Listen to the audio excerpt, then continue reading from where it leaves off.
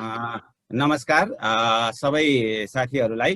यो हामीले सञ्चालन गरिरहेको कार्यक्रमको यो 79औं अङ्क र यो प्याकेजको आजको यो तेस्रो दिन हो।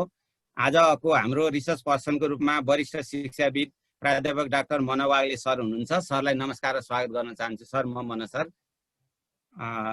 र यसपछि हाम्रो यो एनआरइएनबाट निराजन पराजुली सर हुनुहुन्छ। उहाँले चाहिँ हामीलाई आज टेक्निकल सपोर्ट गरिराख्नु भएको छ र यो जुममा उपस्थित आज हामीले जुमको क्यापासिटी बढाएको छौँ। स्पेशल क्लास पनि भयो मन सरको, त्यसले गर्दा पनि र हामीले कोसिस गरिरहेको थियौँ। यसमा हामीलाई निराजन सरले सहयोग गर्नु भएको छ र यो 500 को जुम क्यापासिटी यो पनि पुरा भएको छ र 500 भन्दा बढी आउन नसक्ने अवस्था रह्यो। यसमा पनि हामी फेरि यसलाई पनि कोसिस त गर्छौँ नै र बाँकी चाहिँ साथीहरूलाई फेसबुक लाइभमा हेर्नुपर्ने हुन्छ। म पछि भिडियो पनि उपलब्ध गराउने छु र आज चाहिँ हामीले राख्नलाई चाहिँ टपिक्स मेथोडोलोजी राखे पनि हाम्रो सरले चाहिँ सुरुबाट नै लानुहुनेछ। सरसँग अस्ति त्यही नै कुरा भएको छ।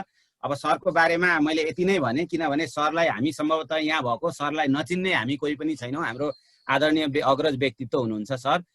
त्यो सरलाई मैले समय उपलब्ध गराउनुभन्दा अगाडि मैले निराजन सरलाई चाहिँ थोरै आफ्नो यो टेक्निकल सपोर्टको बारेमा, जुन टेक्निकल सपोर्ट गरेर हामीलाई सहयोग गरेर बाँकी 200 जना साथीहरूलाई पनि जुममा पस्न हामीलाई सहयोग गर्नुभएको छ।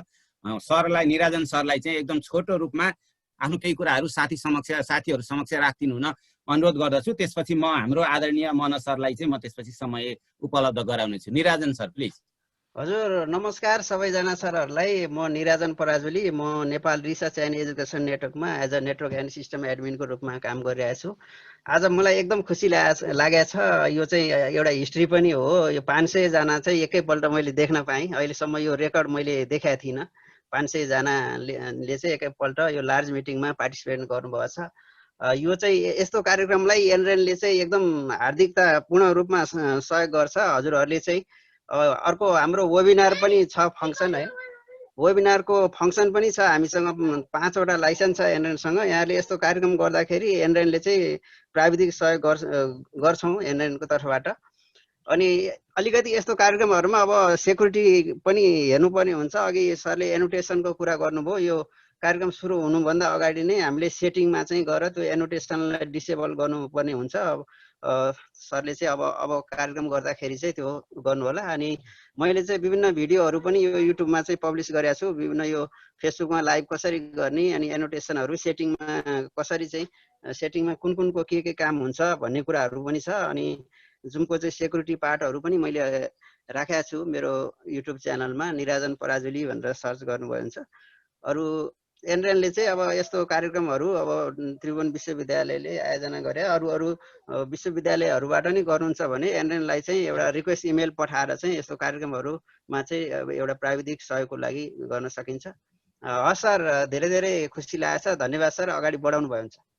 हस् निराजन सर, यहाँलाई धन्यवाद। सरले 500 भन्नुभयो, हामीलाई 1000 जनाको दिनुभएको भए सरले आज 1000 जना पनि भेट्नु हुने थियो। त्यो अर्कोपल्ट हामी त्यसको अपेक्षा गर्छौँ र मैले बाँकी समय चाहिँ हाम्रो आदरणीय मन सरलाई उपलब्ध गराएँ र यो लाइभ चाहिँ मेरोमा आएको छैन। निराजन सरले यो सहयोग गरिदिनु होला। सर, मन सर, प्लिज सर। हस्, नमस्कार सबै साथीहरूलाई, विद्यार्थी साथीहरू पनि, शिक्षक साथीहरूलाई पनि। अब मैले चाहिँ रिसर्चलाई त्यति गाह्रो विषय नमान्नु होला भन्ने मेरो पहिलो अनुरोध हो। यो रिसर्च जस्तो सजिलो चाहिँ सायद अरू विषय छँदै छैन। त्यसैले यसलाई अलिकति सिम्पल तरिकाले अगाडि जाउँ। मलाई दिएको चाहिँ टपिक हाम्रो दिलनाथ सरले चाहिँ मेथोडोलोजी अफ रिसर्च हो। मैले मेथोडोलोजी अफ रिसर्चको बारेमा चाहिँ मैले स्लाइडहरू पछि म स्लाइड सेयर गर्नलाई यहाँले मलाई अप्सन दिनु होला, कहीँनिर के गर्नुपर्छ गरिदिनु होला। केही समय म चाहिँ अलिकति गन्थन गर्छु। अस्तिका दिनमा तपाईँहरूको त्यो paradigm shift in scientific research भन्ने भयो। त्यसले अलिक ओभरअल रिसर्चको बारेमा केही कुरो बताएको मैले अनुभव गरेको छु। हिजोका दिनमा चाहिँ यो रिसर्च टपिक कसरी छान्ने, स्टेटमेन्ट अफ द प्रब्लम कसरी लेख्ने, अनि रिसर्च अब्जेक्टिभ भने के हो, त्यो कसरी लेख्ने भन्ने कुरोमा हिजोको चाहिँ व्यापक छलफल भएको पाइयो। अब त्यो दुईटालाई नजोडिकन मेथोडोलोजी कुरा गर्न मिलेन। त्यसैले मेथोडोलोजी छुट्टै हुन्न। मेथोडोलोजीमा जानुभन्दा अगाडि हामीले 2-3टा कुरा चाहिँ विचार गर्नुपर्छ। एउटा, हामीले टपिकमा के लेख्यौँ, त्यो टपिकमा 3टा कुरो हुनुपर्ने रहेछ। अब तपाईँलाई मैले कन्फ्युज चाहिँ गर्दिनँ। अब मेरो सिद्धान्त मात्रै बताउँछु लिटरेचर पढेको आधारमा है। टपिकमा तीनटा कुरो हुनुपर्दो रहेछ, एउटा व्हाट, एउटा हाउ र एउटा वेयर। यो तीनटा कुरो टपिकमा भइदियो भने त्यसले मेथोडोलोजी डिरेक्ट गर्दछ कि ट्याक्क लगाएर मेथोडोलोजीमा डिरेक्ट गर्छ। अब जस्तो फर एक्जाम्पल अब अहिले पछि पनि म आउँला, the effect of covid in household economy भन्नुभयो भने के आयो? The effect of covid in household economy मात्रै भन्यो भने त्यो त व्हाट मात्रै आयो, त्यहाँ त हाउ र वेयरको कुरो आएन भनेपछि त्यो research title itself is incomplete भन्ने हो मेरो भाषामा। त्यसकारण अब तपाईँको व्हाटमा हामीले the effect of covid in household economy भनिसकेपछि त्यो कस्तो खालको रिसर्च हो त? Are we going to do it quantitatively or qualitatively? अब क्वान्टिटेटिभ भए पनि त्यो एक्सपेरिमेन्टल हो कि सर्वे हो कि कजल कम्पेरेटिभ हो कि होइन, अथवा तपाईँको चाहिँ क्वालिटेटिभ हो भने पनि त्यो फेनोमेनोलोजिकल हो कि त्यो एथनोग्राफिक हो कि त्यो केस स्टडी हो कि त्यो ग्राउन्डेड थ्योरी हो कि यावत कुराहरू छन्, त्यसलाई हामीले लेख्नुपर्ने हुन्छ एउटा कुरो। अनि अर्को चाहिँ कहाँ गर्ने त त्यो रिसर्च? काठमाडौँमा हो कि पोखरामा हो कि तपाईँको इलाममा हो कि होइन, अथवा कहाँ हो? त्यसैले हामीले यो सबै कुरो मिलाएर लेख्यो भनेदेखि कस्तो होला भने अहिलेको एक्जाम्पलमा अब ट्राई गरौँ, the effect of household economy, effect of covid household economy, a survey of होइन, a survey of middle class तपाईँको इन्कम पिपुल इन पोखरा तपाईँको चाहिँ सब मेट्रोपोलिटन सिटी भन्यो भने तिनटै कुरा आइहाल्नुहोस्।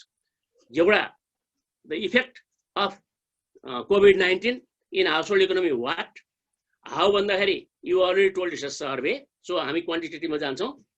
र पोखरा सब मेट्रोपोलिटन सिटी भनेपछि त्यो पोखराको सब मेट्रोपोलिटनमा मात्रै गर्ने भनेपछि वाट पनि आयो, हाउ पनि आयो, वेयर पनि आयो, कम्प्लिट टाइप अफ तपाईँको एउटा चाहिँ रिसर्च टपिक आयो। त्यसकारण पहिला हामी रिसर्च टपिकमा हामीले नै सुरुमा त्यति गर्न सकियो भने हामीलाई मेथोडोलोजीमा गाह्रो हुन्न भन्नुलाई मैले त्यहाँ गएर लिङ्क गरेको मात्रै हो। त्यसकारण तपाईँ के गर्नु पर्यो भन्दाखेरि टपिकले हामीलाई कहाँ डिरेक्ट गरिरहेको हुन्छ भन्दाखेरि तपाईँ कुन टाइप अफ रिसर्चर हो, तपाईँ पोजिटिभिस्ट हो कि इन्टरप्रेटिभिस्ट हो होइन। तपाईँ पोजिटिभिस्ट हो भने त्यसको आफ्नै टेक्निकहरू छ, तपाईँ इन्टरप्रेटिभिस्ट हो भने त्यसको आफ्नै टेक्निकहरू छ। त्यसकारण तपाईँले त्यसले एउटा डिरेक्सनमा लान्छ र त्यही अनुसार तपाईँको रिसर्च क्वेसन्सहरू बिल्ड हुन्छ अनि त्यही अनुसार तपाईँको चाहिँ मेथोडोलोजीमा हामी जान्छौँ। अब तपाईँले सर्वे गर्ने हुनुभयो भने तपाईँले चाहिँ लिट्रेचरमा कहाँ खोज्नुहुन्छ त फेरि भयो त्यसले लिट्रेचर पनि हिट गर्छ। अब तपाईँको लिट्रेचर के चाहियो भन्दाखेरि कोभिड-19ले इकोनोमीमा पर्ने असरको बारेमा तपाईँले लिट्रेचर खोज्दै जानुहुन्छ। अब लिट्रेचर पनि थुप्रै प्रकारका हुन्छन् होइन, त्यो अहिले अलिकति पछि मैले यहाँ जोडाउँला होइन। अब मैले अब त्यहाँबाट चाहिँ तपाईँको अब हामी क्वान्टिटेटिभ रिसर्च गर्ने हो भने इफेक्ट अफ कोभिड-19 इन तपाईँको चाहिँ हाउस होल्ड इकोनोमीमा जानु भने हामी हाम्रो रिसर्च क्वेसन के होला त? ल अब अहिले यत्तिकै छलफल गरौँ न, तत्कालै त्यत्तिकै भनौँ न, कहीँ लेखा पनि छैन, हेर्न नि परेन, हामी त्यो स्लाइड पनि मैले त्यसो तयार गरेको छैन, मैले मेथोडोलोजीको स्लाइड तयार गरेको छु। भनेपछि एउटा research question if we are going to do survey, अघि मैले सर्वे भनेर त्यहाँ नाम लिइसकेको हुनाले त्यसको साथ तपाईँको एथनोग्राफिक स्टडी पनि गर्न सक्नुहुन्छ। त्यो क्वालिटेटिभमा जाने भने क्वान्टिटेटिभ कुरा गरौँ। सर्वे गर्ने हो भने तपाईँले क्वान्टिटेटिभ रिसर्च गर्नु पर्यो।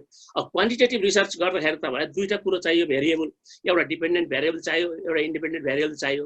सबभन्दा पहिला तपाईँले चाहिँ भेरिएबल डिफाइन गर्नु पर्छ इन्ट्रोडक्सन च्याप्टर। भेरिएबल तपाईँको दुईवटा आइसक्यो, एउटा तपाईँको कोभिड-19 त्यो चाहिँ के भयो, इन्डिपेन्डेन्ट भेरिएबल भयो, अनि तपाईँको हाउस होल्ड इकोनोमी के भयो, डिपेन्डेन्ट भेरिएबल हो। भनेपछि कोभिड-19 को हाउस होल्ड इकोनोमीमा पर्ने चाहिँ तपाईँको इफेक्ट हामीले हेर्न खोजिसकेपछि हामीसँग दुईवटा तपाईँको चाहिँ भेरिएबल हामीले प्रश्नसँग टाइटलमा उल्लेख गरिसक्यौँ। त्यस कारण क्वान्टिटेटिभ रिसर्च गर्ने साथीहरूले टाइटलमा इन्डिपेन्डेन्ट र डिपेन्डेन्ट भेरिएबल देखाउनुपर्छ है भन्ने कुरो हो। त्यसो भएपछि के हुन्छ भने यो वर्ल्ड वाइड तपाईँको इन्टरनेसनली त्यसलाई रिकगनाइज गर्छ, हामीलाई त्यसले चाहिँ एप्रुभ पनि गर्छ, हाम्रो बल, हाम्रो स्ट्रेन्थ पनि त्यहाँबाट देखिन्छ। अब त्यसपछि क्वान्टिटेटिभ रिसर्च गर्ने के जान्छ त भन्दाखेरि कि त कज इफेक्टमा जान्छ त्यो मान्छे, कि कोरिलेसनमा जाला होइन, कि तपाईँको चाहिँ तपाईँको एक्सप्लोरेटरी गर्ला, केही डेस्क्रिप्टिभ गर्ला होइन, कि तपाईँको क्वाजा एक्सपेरिमेन्टल गर्ला। अब एक्सपेरिमेन्टल चाहिँ मैले भने त्यो प्योर साइन्स नेचरल साइन्सको कुरा भयो हुनाले हामी क्वाजा एक्सपेरिमेन्टमा जाउँ भनेपछि हाम्रो अब तपाईँको चाहिँ हामी केमा जाने, ल अब डेस्क्रिप्टिभमै जाने, ल एकदम सिम्पलमा जाउँ न। अहिलेकै तपाईँको टाइटललाई हामी डेस्क्रिप्टिभमा जाने हो भने अब डेस्क्रिप्टिभमा हामी के भनौँ, अब टाइटल भन्दाखेरि टाइटल के भन्दाखेरि होइन, अब त्यो द इफेक्ट अफ कोभिड-19 इन हाउस होल्ड इकोनोमी भनेपछि अब त्यो दुईटालाई लिङ्क गरेर हामीले अब तपाईँको रिसर्च क्वेसन्स त बनाउनु पऱ्यो नि होइन।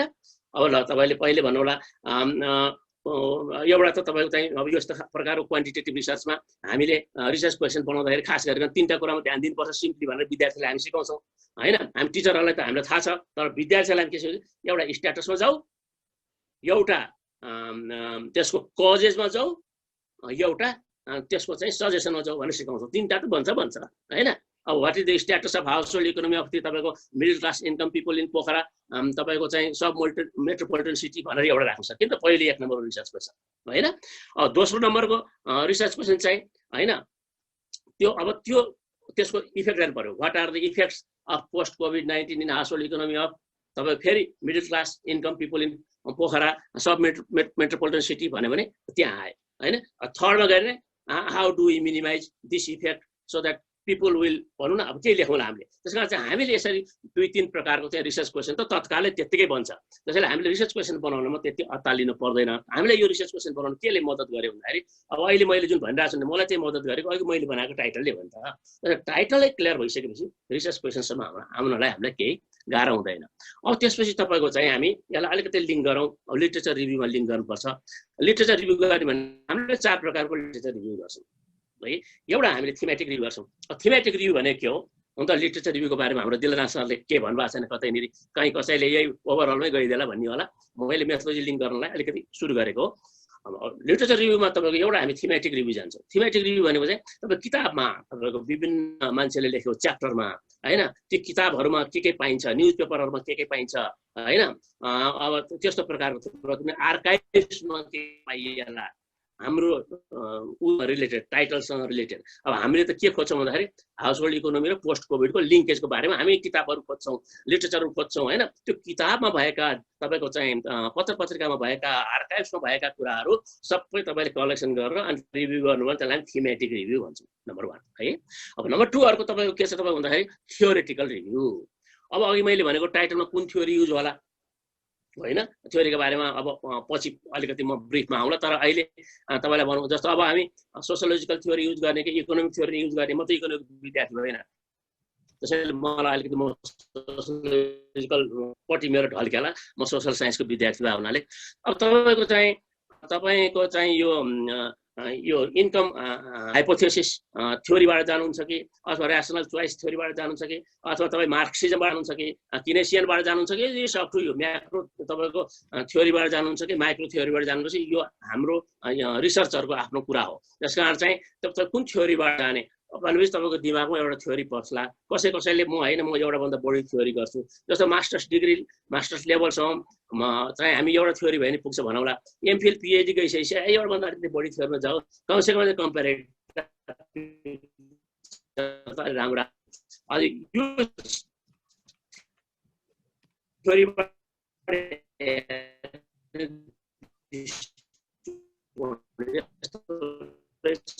यो थ्योरीबाट हेर्ने दृष्टिकोण यो रहेछ। साइन्सले यो थ्योरी निस्कन्छ। त्यस कारण अहिले एउटा थ्योरीको कुरा गर्ने भने अघि भने जस्तो तपाईँ कुन थ्योरीमा जाने हो एउटा थ्योरी। त्यस्तो प्रकारको थ्योरी भनेको के हो? त्यो थ्योरी हाम्रो चाहिँ तपाईँको चाहिँ स्टडीमा कति उपयोगी छ, किन उपयोगी छ, मेरो यो टपिकमा त्यो थ्योरी कसरी उपयोगी भयो भनेर जुन तपाईँले व्याख्या गर्नुहुन्छ नि हो that's all is about theoretical review. त्यो थ्योरी त्यसको चाहिँ तपाईँको चाहिँ त्यो थ्योरी कसले निकाल्यो, त्यसले त्यो चाहिँ तपाईँको इकोनोमीको बारेमा के भन्यो, इन्कम एक्सपेन्डिचरको बारेमा के भन्यो, सेभिङ्सको बारेमा के भन्यो होइन। अब त्यो कुराहरू तपाईँको त्यो थ्योरीबाट खोजेर ल्याउने, थ्योरीको आँखाबाट हेर्ने। थ्योरी लिने भनेको मतलब हामीले भोलि रिसर्च गरिसकेपछि जुन डेटा हामी कहाँ आउँछ त्यो डेटालाई एनालिसिस गर्ने बेला मेरो आँखाले हेर्ने होइन थ्योरीको आँखाले हेर्ने र त्यसलाई डिफाइन गरेर जाने। त्यस कारण थ्योरी चाहियो भने थ्योरी मिक्स भएपछि न थेसिस बन्छ। हामीले थ्योरीलाई मिक्स गर्न सकेन भने थेसिस त कहिले पनि बन्दैन। अहिले पनि तपाईँको हेर्नुहोस् न हामीले हाम्रा विश्वविद्यालयका कतिपय अनुसन्धान केन्द्रहरू छन्। त्यो अनुसन्धान केन्द्रले थुप्रै रिसर्च गरेका छन्। तपाईँ हामी पनि थुप्रै रिसर्चमा इन्भल्भ भएको छौँ। हामी कमिसन रिसर्च भन्छौँ होइन। कहिले वर्ल्ड ब्याङ्कको गरौँला, कहिले कुनै एडिबीको गरौँला, कहिले कसैको चाहिँ तपाईँ आइएमएफको गरौँला अथवा कसैको गरौँला। ती रिसर्चहरूमा यस्तो थ्योरीको गन्थन सन्थन केही चाहिँदैन because they are commission research. त्यो भनेको तपाईँ के भन्दाखेरि यसमा यो चाहिँ एकाडेमिक रिसर्च होइन। हामीले थ्योरीको कुरा गर्ने भनेको एकाडेमिक रिसर्च हो। एमफिलको, एमएडको, एमएको होइन तपाईँको पिएचडीको थेसिसमा चाहिँ हामीले थ्योरी युज नगरिकन थेसिस पर्दैन। त्यसले त्यो थ्योरिटिकल रिभ्यू गरेर ट्याक्टर राखिदिएपछि त्यसलाई हामी थ्योरिटिकल रिभ्यू भन्यो। दुईवटा कुरो भने मैले चारवटा भनेको छु है मैले। एउटा चाहिँ तपाईँको थीमेटिक रिभ्यू, एउटा थ्योरिटिकल रिभ्यू। अब अर्को रिभ्यू छ एम्पिरिकल रिभ्यू। एम्पिरिकल रिभ्यू भनेर चाहिँ के भने अब हामी रिसर्चरले पहिले रिसर्च गर्दैछौँ 2020मा भने 5 वर्षभन्दा पुरानो लिटरेचर त काम लाग्दैन नि। अब हाम्रै एरियामा हामीले गरेको काममा धेरै छलाङ मारिसक्यो, धेरै अगाडि बढिसक्यो। टेक्नोलोजीका कारणले नलेज बुमका कारणले होइन तपाईँका थुप्रै तपाईँका चाहिँ रिसर्चरहरूले गरेका कामका कारणले हामी धेरै अगाडि बढिसक्यौँ। त्यसैले पुरानो अब 1970s को 80s को 90s को रिभ्यू गरेर केही काम छैन भनेपछि हामी नयाँ लिटरेचरमा पस्नु पर्यो र एम्पिरिकल भनेको चाहिँ रिसर्च गरेरै आएको फाइन्डिङमा आधारित लिटरेचरलाई हामी के भन्छौँ एम्पिरिकल तपाईको रिभ्यू भन्छौँ। त्यो भने कहाँ पाइन्छ त भन्दाखेरि जर्नलमा जानुपर्छ। अब त्यसैले when a researcher reviews a journal article related with his or her topic, then that person is के गरे त रिभ्युइङ एम्पिरिकल्ली। त्यसकारण एम्पिरिकल रिसर्चले पत्ता लाग्यो फाइन्डिङ्समा जाने प्राइमरी इन्फर्मेसन के ल्यायो त्यसले के गर्यो होइन। मेरो विषयमा हाउसहोल्ड इकोनोमीको बारेमा कोभिड र हाउसहोल्ड इकोनोमीको लिङ्कका बारेमा जर्नलमा कहाँ कहाँ आर्टिकल छन् हामीले खोज्दै जानु चाहिँ। अब यसरी खोजेर गरी एउटा छ त्यसलाई एम्पिरिकल रिभ्यू भन्छ। म तीनटा मैले अर्को दोस्रो के भने तपाईको हाम्रो चाहिँ रिसर्चलाई कुन थ्योरीको आँखाले हेर्ने त्यो थ्योरीलाई डिफाइन गर्ने त्यो थ्योरीले भनेका कुरा के हुन् त्यो थ्योरी मेरो रिसर्चमा कति चाहिँ तपाईको उपयोगी छ किन उपयोगी छ कसरी उपयोगी छ भन्ने कुरा लेख्ने थ्योरिटिकल रिभ्यू हो। एम्पिरिकल रिभ्यू भनेको चाहिँ मेरो रिसर्च टपिकसँग मिल्ने अरू रिसर्चरले आफै रिसर्च गरेर प्राइमरी रिसर्च गरेर यहाँ तपाईँको चाहिँ अथवा सेकेन्डरी रिसर्चबाट पनि हुनसक्छ जर्नलमा निकालेको आर्टिकल सकेसम्म एज रिसेन्ट एज पोसिबल त्यस्तो।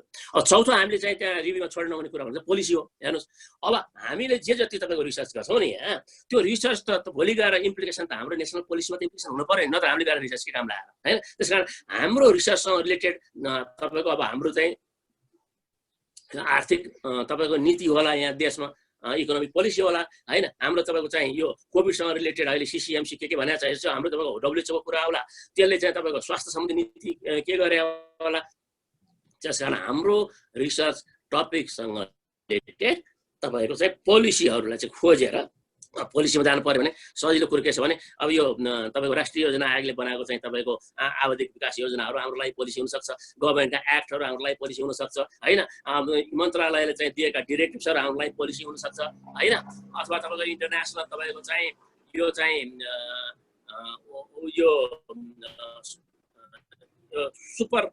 सुपर तपाईँको इन्स्टिट्युसन्सहरू जुन तपाईँको युनेस्को तपाईँको युएनका चाहिँ एजेन्सीहरूले गरेको त्यसबाट लेखेको कुरा हामीलाई पोलिसी हुनसक्ला इन्टरनेसनली सो मेनी रिसोर्सेस है। अब मैले चाहिँ अब मेरो आजको विषयमा बिस्तारै प्रवेश गर्न चाहन्छु मेथोडोलोजीमा। अब त्योभन्दा पहिला म तपाईँसँग एउटा फेरि यो गन्थनमै म जान्छु। अब लिटरेचर रिभ्यू र मेथोडोलोजीको बिचमा त ग्याप रहन भएन नि। त्यहाँ there must be a bridge between the review of literature and the methodology of research. त्यो ब्रिज भनेको तपाईँहरूले अब विचार गरिसक्नु होला there is a bridge and we have created a bridge. जसले थेसिसहरू लेख्नु भएको छ जसले तपाईँको चाहिँ यहाँ तपाईँको चाहिँ रिसर्चहरू गर्नुभएको त्यसको बिचमा एउटा ब्रिज छ त्यहाँ त्यसलाई लिङ्क गर्नुपर्छ। त्यो लिङ्क गर्ने केले लिङ्क ल एकछिन विचार गरौँ होइन। त्यो लिङ्क गर्छ हामीले थेसिसमा लेखेका छौँ त्यो कुरो होइन त्यसलाई हामी कि थियोरिटिकल फ्रेमवर्क भन्छौँ होइन कि कन्सेप्चुअल फ्रेमवर्क छ होइन। दुईटा प्रकारको हुन्छ। त्यसैले literature review at the end of the literature review before we start the research methodology what we do we prepare a kind of framework. त्यो फ्रेमवर्क दुई प्रकारको हुनसक्छ। पिएचडीमा जानु भने दुई प्रकारको पनि डिमान्ड गर्न सक्छ सुपरभाइजरहरूले होइन। तर अरू मास्टर्स डिग्रीमा भने तपाईँ एक प्रकारको भए होला।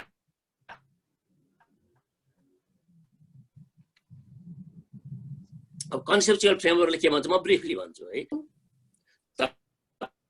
तपाईँको प्रोसेस के हो होइन। एउटा थ्योरीलाई राख्नु होला तपाईँको चाहिँ त्यो मेथड्सलाई राइटमा राख्नु होला अनि सेन्टरमा तपाईँको चाहिँ तपाईँको त्यो हाउसहोल्ड इकोनोमी र कोभिडको लिङ्केज तान्दै ल्याउनु होला अनि लास्टमा गएर तपाईँको बटममा चाहिँ त्यसको आउटकम लेख्नु होला। आउटकम भनेको तपाईँको रिसर्चले पत्ता लगाउनु खोजेको कुरो के हो त भोलि गएर त्यो कुरा हामी त्यहाँ लेख्छौँ। भने त्यो यो कन्सेप्ट म यो थ्योरीबाट जान्छु यो मेथडबाट जान्छु यो प्रोसेसमा फलो गर्छु र यहाँ पुग्छु भनेर हामीले लेख्छौँ त्यसलाई हामीले कन्सेप्चुअल भन्ने हो। यो मलाई दिएको होमवर्क त होइन दिलना सरले तर मैले यसलाई अलिकति लिङ्क मात्रै गरिदिएको। थियोरिटिकल फ्रेमवर्क भने के हो भनेर तपाईँले भन्नुभयो भने थियोरिटिकल फ्रेमवर्क चाहिँ तपाईँले अघि नै भन्यो तपाईँले जुन थ्योरी छान्नुभयो त्यो थ्योरीको बारेमा त्यो थ्योरीले कति कुरालाई इन्डिकेट गर्छ कुन कुरा मेरो रिसर्च टपिकसँग रिलेटेड छ र त्यो रिसर्च टपिकसँग रिलेटेड त्यो थ्योरीको कुराले मलाई कहाँ लैजान्छ कहाँ डोरेन्छ भनेर लेख्नुभयो कुनै एउटा स्केच गर्नुभयो अथवा चाहिँ प्याराग्राफमा लेखे पनि हुन्छ स्केच गर्नुपर्छ भने जरुरी छैन त्यो थ्योरिटिकल फ्रेमवर्क हो यतिसम्म भनिसकेपछि अब म बिस्तारै मेथोलोजीमा लिङ्क गर्छु मैले चाहिँ यहाँ सायद उहाँहरूले मलाई एलो गर्नुभएको होला म स्क्रिन सेयरमा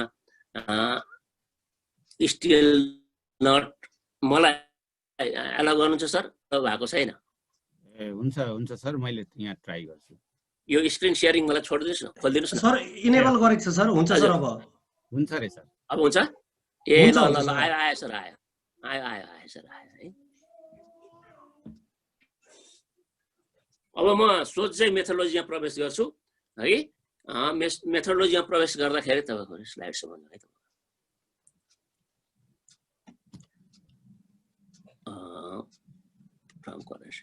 ओके ल देखियो है सर हस् अब मेथोलोजीमा जाँदाखेरि सबैभन्दा पहिला मैले तपाईँलाई कसरी सुरु गर्छु भने यो मेथोलोजी भनेको के हो मेथोडोलोजीभित्र दुईटा टर्मिनोलोजी छ एउटा मेथड एउटा ओलोजी ओलोजी भनेको शास्त्र हो हैन फेनोमेनोलोजी भने जस्तै साइकोलोजी भने जस्तै हैन त्यस्तो लोजी बायोलोजी भने जस्तै जियोलोजी भने सोसियोलोजी भने जस्तै तपाईको यो चाहिँ ओलोजी भनेको चाहिँ एउटा शास्त्र हो मेथडमा जोडिएको शास्त्र अथवा हामीले जे काम जसरी गर्छौं भनेका छौं त्योसँग त्यो शास्त्र कसरी जोडिया छ भनेपछि यो ओलोजीलाई हामीले त्यहाँ जोड्नु पर्छ र मेथोडोलोजीमा जोडिएको ओलोजी भनेको फिलोसफी हो त्यसकारण हामीले हेर्नुस् है पीएचडी भने एमफिल भने त फिलोसफी डिग्री हो नि त त्यसैले त्यो philosophy degree master of philosophy MPhil हैन डाक्टर अफ फिलोसफी पीएचडी भनेपछि फिलोसफी नजोडिकन त एमफिल पनि हुँदो रहेछ तपाईको चाहिँ पीएचडी पनि हुँदो रहेछ हैन थ्योरी नजोडिकन थेसिस नहुने फिलोसफी नजोडिकन एमफिल पीएचडी नहुने भनिसकेपछि त हामी थ्योरी पनि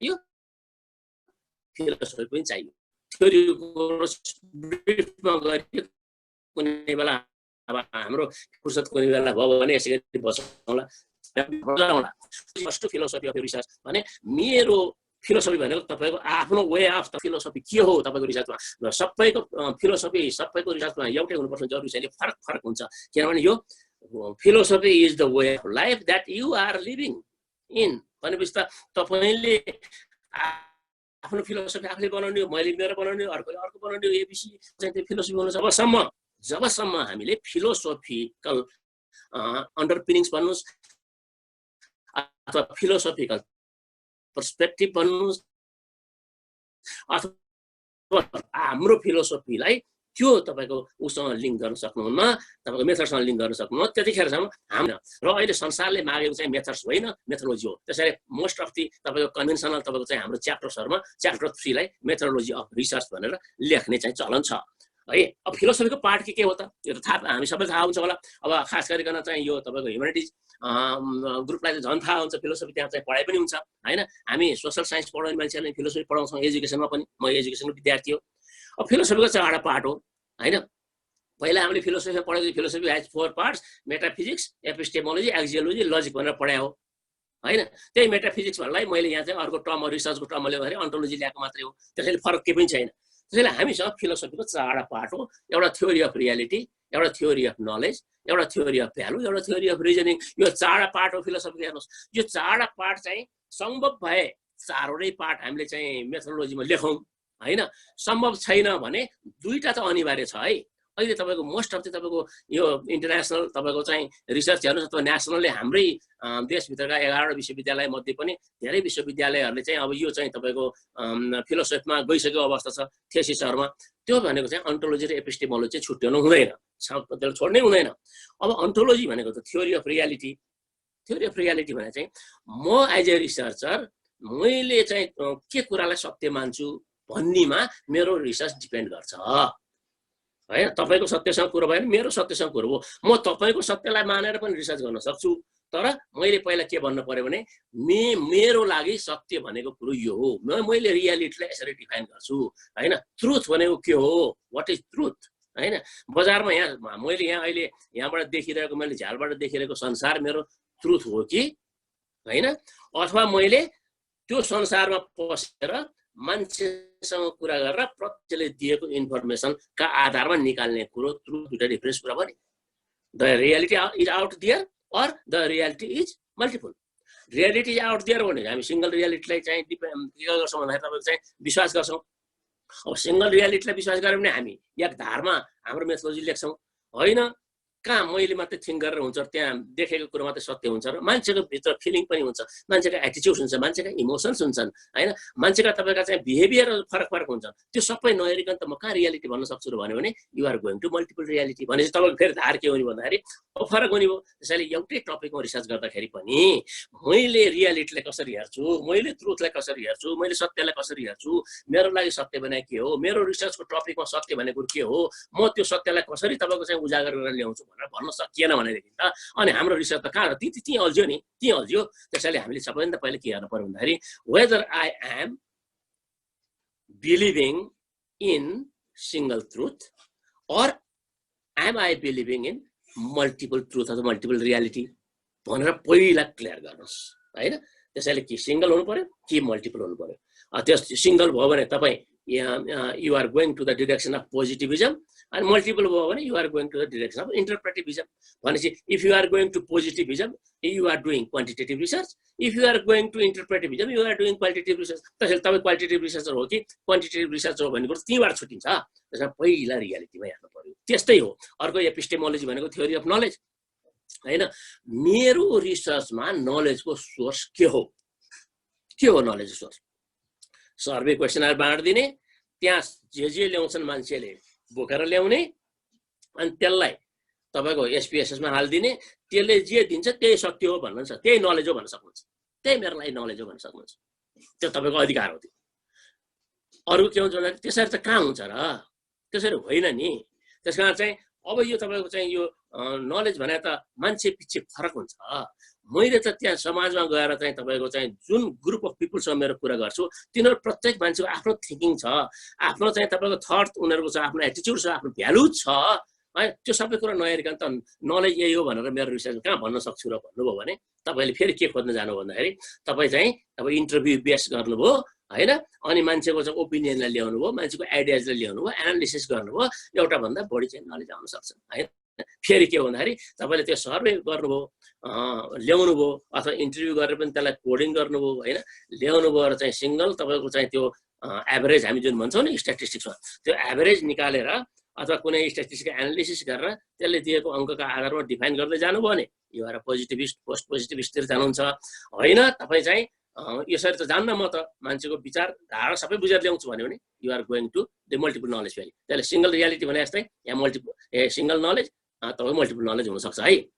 त्यस्तै तपाईँको एक्जियोलोजी भनेको थ्योरी अफ भ्यालु होइन। जस्तो तपाईँको के हुन्छ भन्दाखेरि मैले यदि म क्वान्टिटेटिभ रिसर्चर हो भने होइन, मैले पछाडि आउने कुरो पनि यसो भनिरहेको छु मैले पछि सही लोस् भनेर, यदि म क्वान्टिटेटिभ रिसर्चर हो भने म तपाईँको भ्यालुलाई मतलबै गर्दिनँ होइन, तपाईँको विचारलाई मैले मतलबै गर्दिनँ, मेरो रेस्पोन्डेन्टका अरू किसिमका विचारलाई मैले मतलबै गर्दिनँ। मेरो क्वेसनरमा जे छ, मेरो चाहिँ तपाईँको क्वेसनमा जे छ त्यसैमा भएको रेस्पोन्सलाई भन्दा बाहेक अरू कुरो मलाई मतलब छैन। मैले मल्टिपल चोइस बनाउँछु होला, तपाईँलाई एबिसिडी दिन्छु होला, अथवा चाहिँ तपाईँलाई मल्टिपल अप्सन्स दिन्छु होला, तपाईँ चिनो लाउनुहोस्, प्रायोरिटीमा राख्नुहोस् भनौँ, के भनौँ, क्वेसन विभिन्न प्रकारको त्यहाँ चिनो लाउनुहोस् भनौँ। त्योभन्दा बाहेक म तपाईँको विचारसँग तपाईँको चाहिँ तपाईँले त्यसमा तपाईँलाई कमेन्ट गर्ने अथवा त्यसो इफ अदर्स भनेर लेख्ने चलन पनि छ। इफ अदर्स भने तपाईँको कुरालाई त्यहाँ ल्याउने कुरा त हो, तर के भने त्यसलाई पनि हामी के गरिदिन्छौँ भन्दाखेरि कोडिङ गरेर न तपाईँको के गरिदिन्छौँ एभरेजमा निकालेर फेरि एनालिसिस लगाएर ठेलिदिन्छौँ होइन। त्यसैले म चाहिँ तपाईँको क्वान्टिटेटिभ रिसर्चर हो भने quantitative research is a value free research. There is no value at all, पिपुलको रेस्पोन्डेन्ट्सको भ्यालु त्यहाँ हुन्न होइन। त्यसैले क्वान्टिटेटिभ तपाईँको रिसर्चरको एक्जियोलोजी भनेको चाहिँ भ्यालु फ्री हो। अब क्वालिटेटिभ रिसर्चरले के गर्छ भन्दाखेरि त्यो त मल्टिपल नलेजमा विश्वास गर्ने भयो, अघि भने जस्तै त्यो त मल्टिपल रियालिटीमा विश्वास गर्ने भयो। त्यो मल्टिपल नलेज र मल्टिपल रियालिटीमा विश्वास गर्ने मान्छेको भ्यालु त के हुन्छ भने त्यसले सबैको भ्यालुलाई ल्याउँछ, आफ्नो मात्रै भ्यालु राखेर त पाएन उसले। त्यस कारण चाहिँ त्यसलाई हामी के भन्छौँ qualitative research is always value laden. मान्छेको भ्यालुलाई ल्याएर त्यहाँ ल्याउँछ, उसको भ्यालु पनि म हेर्छु, सबैको हेर्छु। म कुन कल्चरल पर्सपेक्टिभमा गएको थिएँ, यो फर्स्ट कल्चरल पर्सपेक्टिभ, गुरुङको पर्सपेक्टिभ जाँदाखेरि यस्तो आयो, तामाङको पर्सपेक्टिभ जाँदाखेरि यस्तो आयो, ब्राह्मणको पर्सपेक्टिभ जाँदाखेरि यस्तो आयो, डिफ्रेन्ट सर्ट्स अफ भ्यालुज आयो। त्यो भ्यालुजबाट तपाईँ चाहिँ गाइडेड भएर तपाईँले एनालिसिस गर्न थाल्नुभयो भने चाहिँ तपाईँ के हुन्छ भन्दाखेरि यो क्वालिटेटिभ रिसर्चरको धर्मभित्र पर्छ। अब लजिक भनेर चाहिँ थ्योरी अफ रिजनिङ, यो थ्योरी अफ रिजनिङ चाहिँ के हुन्छ तपाईँ कहाँनिर तपाईँको आउँछ भन्दाखेरि तपाईँको भोलि कि पर्सि यस्तो चाहिँ पालो आउला। यो तपाईँले डेटालाई प्रेजेन्ट गरेर, डेटालाई तपाईँको चाहिँ एनालिसिस गरेर, डेटाको मिनिङ निकालेर, त्यो निकालेको मिनिङमा थ्योरीलाई र लिटरेचरलाई तपाईँको मिक्स गरेर तपाईँ केमा जानुहुन्छ, डिस्कसनमा जानुहुन्छ, फाइन्डिङ्सको डिस्कसनमा जानुहुन्छ।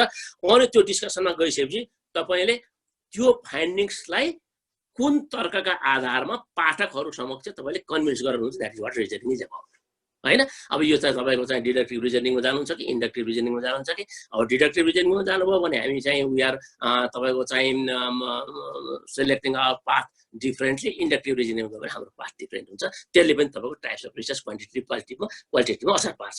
त्यसैले यति कुरा यहाँ भनिसकेपछि मैले अब अलिकति अगाडि बढेँ है। अब अन्टोलोजी मैले अघि नै भने हैन, त्यसलाई फेरि मैले एकचोटि अलिकति रिक्याप गर्छु। How you see this world, यो संसारलाई हेर्ने तपाईँको दृष्टिकोण के हो, that is what ontology is about हैन। What is your belief system, तपाईँ केमा विश्वास गर्नुहुन्छ। म मेरो चाहिँ ब्यागेज म कहाँदेखि आएको छु, मेरो चाहिँ विश्वास कसरी बनिएको छ, मेरो फ्यामिलीको ब्याकग्राउन्ड के थियो, मेरो सोसाइटीको ब्याकग्राउन्ड के थियो, मेरो स्ट्रगल के थियो, त्यसले मेरो चाहिँ यहाँ दिमागमा के सेप गरिदिएको छ, त्यही अनुसार मैले संसारलाई विश्वास गरेँ त भने। त्यहाँ तपाईँले विश्वास गरेको कुरालाई मैले विश्वास गर्नुपर्छ भन्ने छैन, मैले विश्वास गरेको कुरामा तपाईँले विश्वास गर्नुपर्छ भन्ने छैन। त्यस कारण तपाईँको बिलिफ सिस्टम मेरो बिलिफ सिस्टम फरक हुन्छ। यदि हाम्रो बिलिफ सिस्टम फरक भयो भने त्यही टपिकमा तपाईँले गर्ने रिसर्च र मैले गर्ने रिसर्चको फाइन्डिङ्स पनि फरक हुन्छ। त्यसैले यो अन्टोलोजी हो। त्यस कारण अन्टोलोजीलाई पहिला एक्सप्लेन गर्नुहोस् भन्ने कारण त्यति नै हो। त्यति यसकै कारणले हामीले त्यो भनेको हो नि।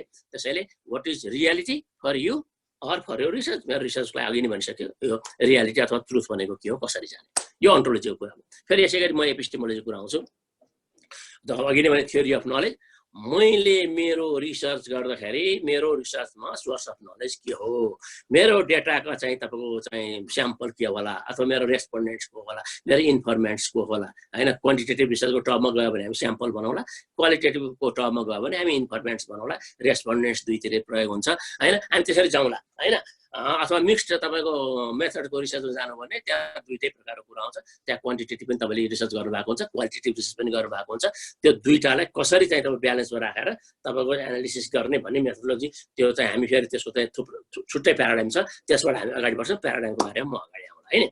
त्यस कारण चाहिँ हामीले कलेक्सन गरेको इन्फर्मेसनबाट आएको जुन नलेज छ, त्यो नलेजलाई भेरिफाई गर्ने कसरी हैन, भेरिफाई गर्ने कसरी। अब हामी भनौँला क्वान्टिटेटिभ रिसर्चमा we verify our knowledge by establishing reliability, by establishing validity, दुनियाँ भनौँला। तर क्वालिटेटिभ रिसर्चमा त्यो रिलायबिलिटी भ्यालिडिटी हुन्छ कि हुँदैन, त्यहाँ हामी क्वालिटी स्ट्यान्डर्ड भनौँला, ट्रान्सफरेबिलिटीदेखि लिएर तपाईँको चाहिँ रेप्लिकेबिलिटीदेखि लिएर क्रेडिबिलिटीदेखि लिएर हामी त्यसरी जाउँला हैन। त्यस कारण चाहिँ हाम्रो तपाईँको चाहिँ नलेजलाई भेरिफाई गर्ने टेक्निकहरू थुप्रै हुन्छन्। त्यो नलेजलाई भेरिफाई गर्ने टेक्निकले पनि तपाईँको एपिस्टेमोलोजी क्लियर गरिदिरहेको हुन्छ है।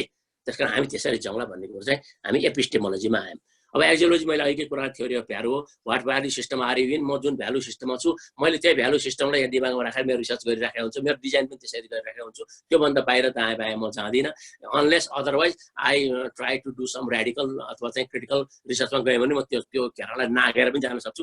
तर जहाँ म छु त्यसकोबाट बाहिरको घेरा त हो नि हैन, भित्र बस्यो भने घेराभित्र, बाहिर गयो त्यही घेरासँग लिङ्क गरेर बाहिर जाने हो। त्यसैले म जुन भ्यालु सिस्टममा छु त्यो भ्यालु सिस्टमबाट म गाइडेड भएको हुन्छु। त्यस कारण चाहिँ मेरो रिसर्चले पनि त्यही भ्यालु सिस्टमलाई क्यारी गर्छ हैन। त्योभन्दा बाहेक अरू भ्यालु सिस्टममा मैले प्रवेश गरेँ भनेको त त्यो महरूलाई नौलो कुरा हुन्छ, त्यसले समय पनि लिन सक्छ, धेरै लिटरेचर स्टडी पनि गर्नुपर्ने हुन्छ होला। त्यसैले अहिले हामी थेसिसको कुरामा, एकाडेमिक राइटिङको कुरामा चाहिँ जुन भ्यालुमा हामी अडिग छौँ त्यो भ्यालुबाट गाइडेड भएर जाने हो।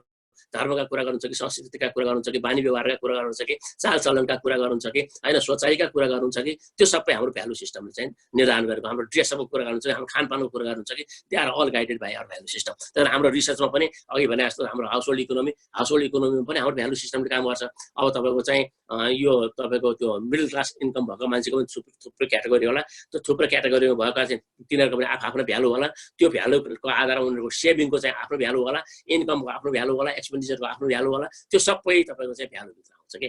त्यसैले त्यस्ता किसिमका कुराहरू चाहिँ हामीले अलिकति यो भ्यालुमा कुरा गर्ने हो हैन।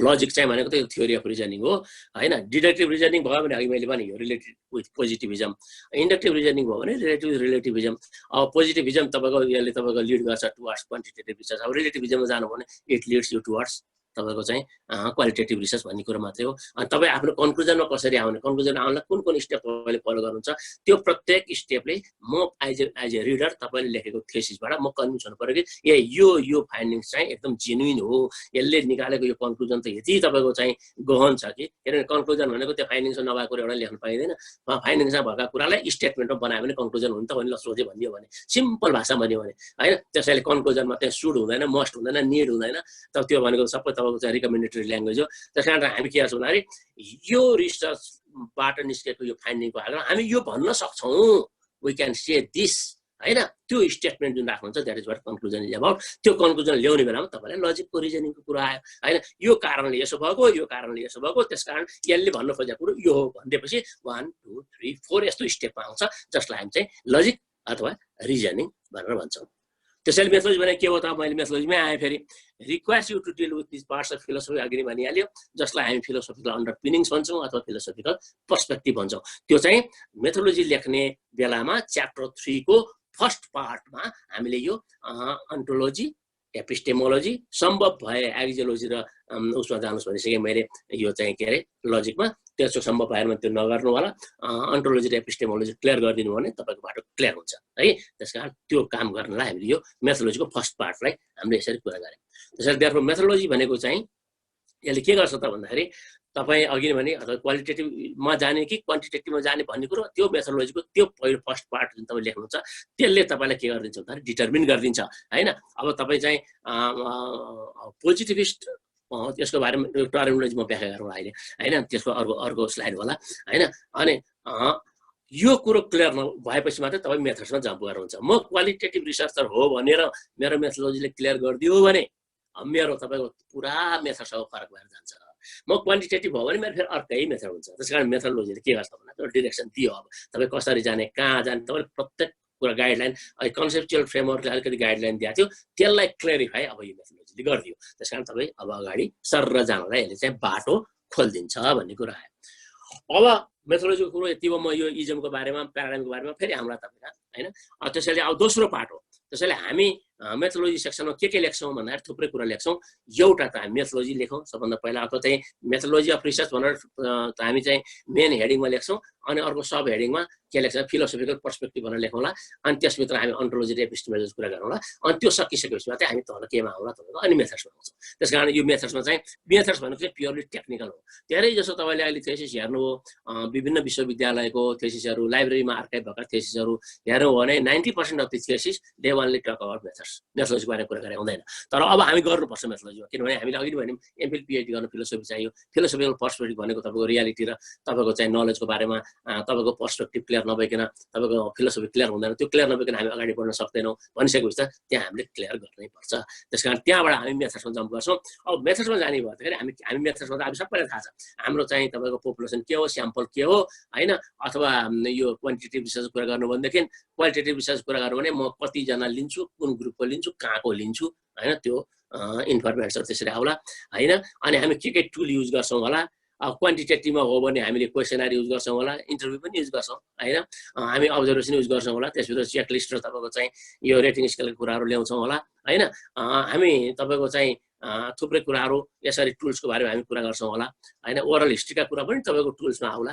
रेकर्ड गरेर ल्याउने कुराहरू हामी हिस्टोरिकल रिसर्चमा हामी जान्छौँ भने कसैको बायोग्राफी रिसर्च हामी गर्छौँ भने ओरल हिस्ट्री पनि आवश्यक पर्छ होला त्यो पनि डेटा टुल्समै हामी मेन्सन गर्न सक्छौँ होइन अब हाम्रो रिसर्च कहाँ कन्डक्ट हुने हो अघि नै भने टाइटलमै लेखिदिनुहोस् भनेको छु मैले होइन टाइटलमै लेखिदिइसकेपछि हामीले त्यो ठाउँको जस्तो पोखरा अघि मैले भने effect of COVID-19 in household economy survey of Pokhara sub metropolitan city भनिसकेपछि अब पोखरा सब मेट्रोपोलिटन सिटीको सबै मिडल इन्कम हाउसहोल्डको हामीले डेटा ल्याउन सक्छौँ त एउटा एकाडेमिक रिसर्चमा कति होला नि त्यो त लाखौँ होला सक्दैनौँ नि हो त्यसपछि बल्ल यहाँ हामी यो तपाईँको स्याम्पलमा आएपछि हामी के गर्छौँ भन्दाखेरि त्यो मिडल इन्कम हाउसहोल्ड चाहिँ यति रहेछन् त्यसमध्ये हामी चाहिँ अब एमाने फर्मुला लगाएर यसरी निस्क्यो वान अफ दि फर्मुला हामी युज गर्ने स्याम्पल निकाल्नलाई एमाने फर्मुला निकाल्दाखेरि यति आयो त्यति चाहिँ म अब कसरी जान्छु म तपाईँको चाहिँ ऱ्यान्डममा जान्छु अब ऱ्यान्डमभित्र पनि म सिस्टमेटिक ऱ्यान्डममा जान्छु कि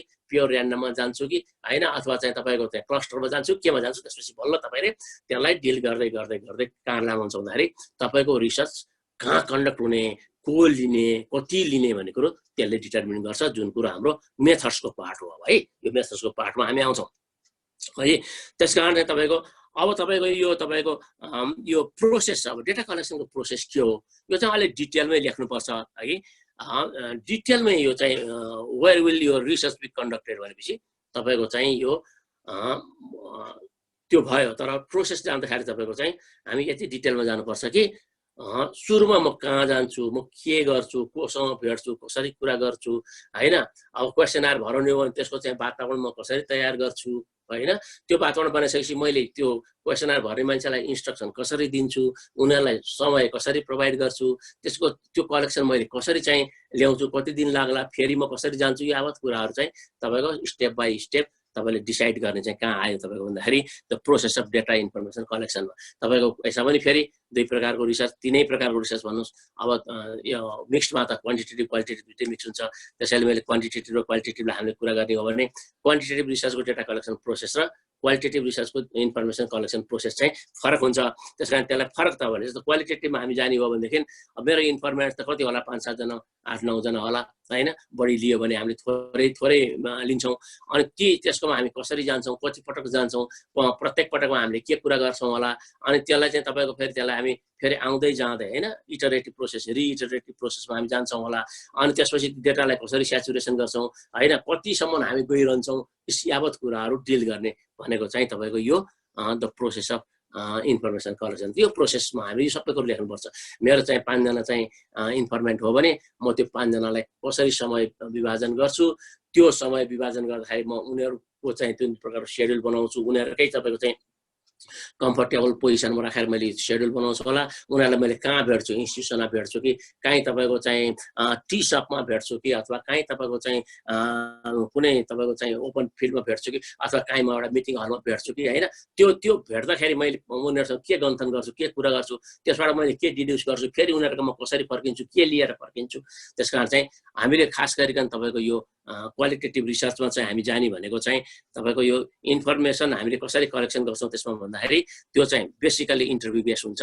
होइन एफजिडीमा पनि जाने चलन त छ तर अचेल क्वालिटेटिभ रिसर्चमा चाहिँ एफजिडी नगए पनि हुन्छ कि भन्ने सेन्सहरू आउन थाले हुनाले मैले चाहिँ इन्टरभ्यूमा फोकस गरेँ अब इनडेप्थ इन्टरभ्यू कुरा आउँछ यहाँनिर त्यो इनडेप्थ इन्टरभ्यू भनेको चाहिँ तपाईँले एउटा पार्टिसिपेन्टसँग एक पटकमा गन्थन 2 घन्टा 3 घन्टा 4 घन्टा कति गर्ने हो त्यहाँबाट फर्केर आएर बेलुका त्यसलाई चाहिँ तपाईँको चाहिँ सबै त्यसलाई के अरे नोट गर्ने हो होइन त्यसको टिपोट बनाउने हो अनि तपाईँको रिसर्च क्वेसनसँग त्यसलाई के गर्ने हो भन्दाखेरि तपाईँको त्यसलाई चाहिँ कम्पेयर गर्ने हो तपाईँको रिसर्च क्वेसनको आएछ त्यति इन्फर्मेसन आयो कि आएन भने फेरि जाने हो होइन एकपटकमा आउँदा पनि आउँदैन होइन त्यो मान्छेसँग तपाईँको जाँदै आउँदै त्यही रिइटरेटिभ प्रोसेस भनेको त्यही हो जाँदै आउँदै फेरि उसँग कुरा गर्दै गन्थन गर्दै तपाईँ ल्याउने हो प्रत्येकसँग त्यसरी गर्ने त्यसैले के भनिन्छ मिनिमम पनि तपाईँको चाहिँ यदि हामी क्वालिटेटिभ रिसर्चर हो भने हामी फिल्डमा गएर काम गर्दाखेरि हामीले 3-4 महिना 5-6 महिना नै फिल्डमा बिताउन सक्नुपर्छ अनि मात्रै राम्रो इन्फर्मेसन आउँछ र क्वालिटेटिभ रिसर्च राम्रो बन्छ त्यो तपाईँको चाहिँ एकचोटि गएर तपाईँको चाहिँ हामीले त्यो क्वेसनआर भराएको जस्तो गरेर अथवा त्यसलाई कलेक्सन गरेर ल्याएको जस्तो क्वालिटेटिभ रिसर्च होइन भन्ने कुरा आछ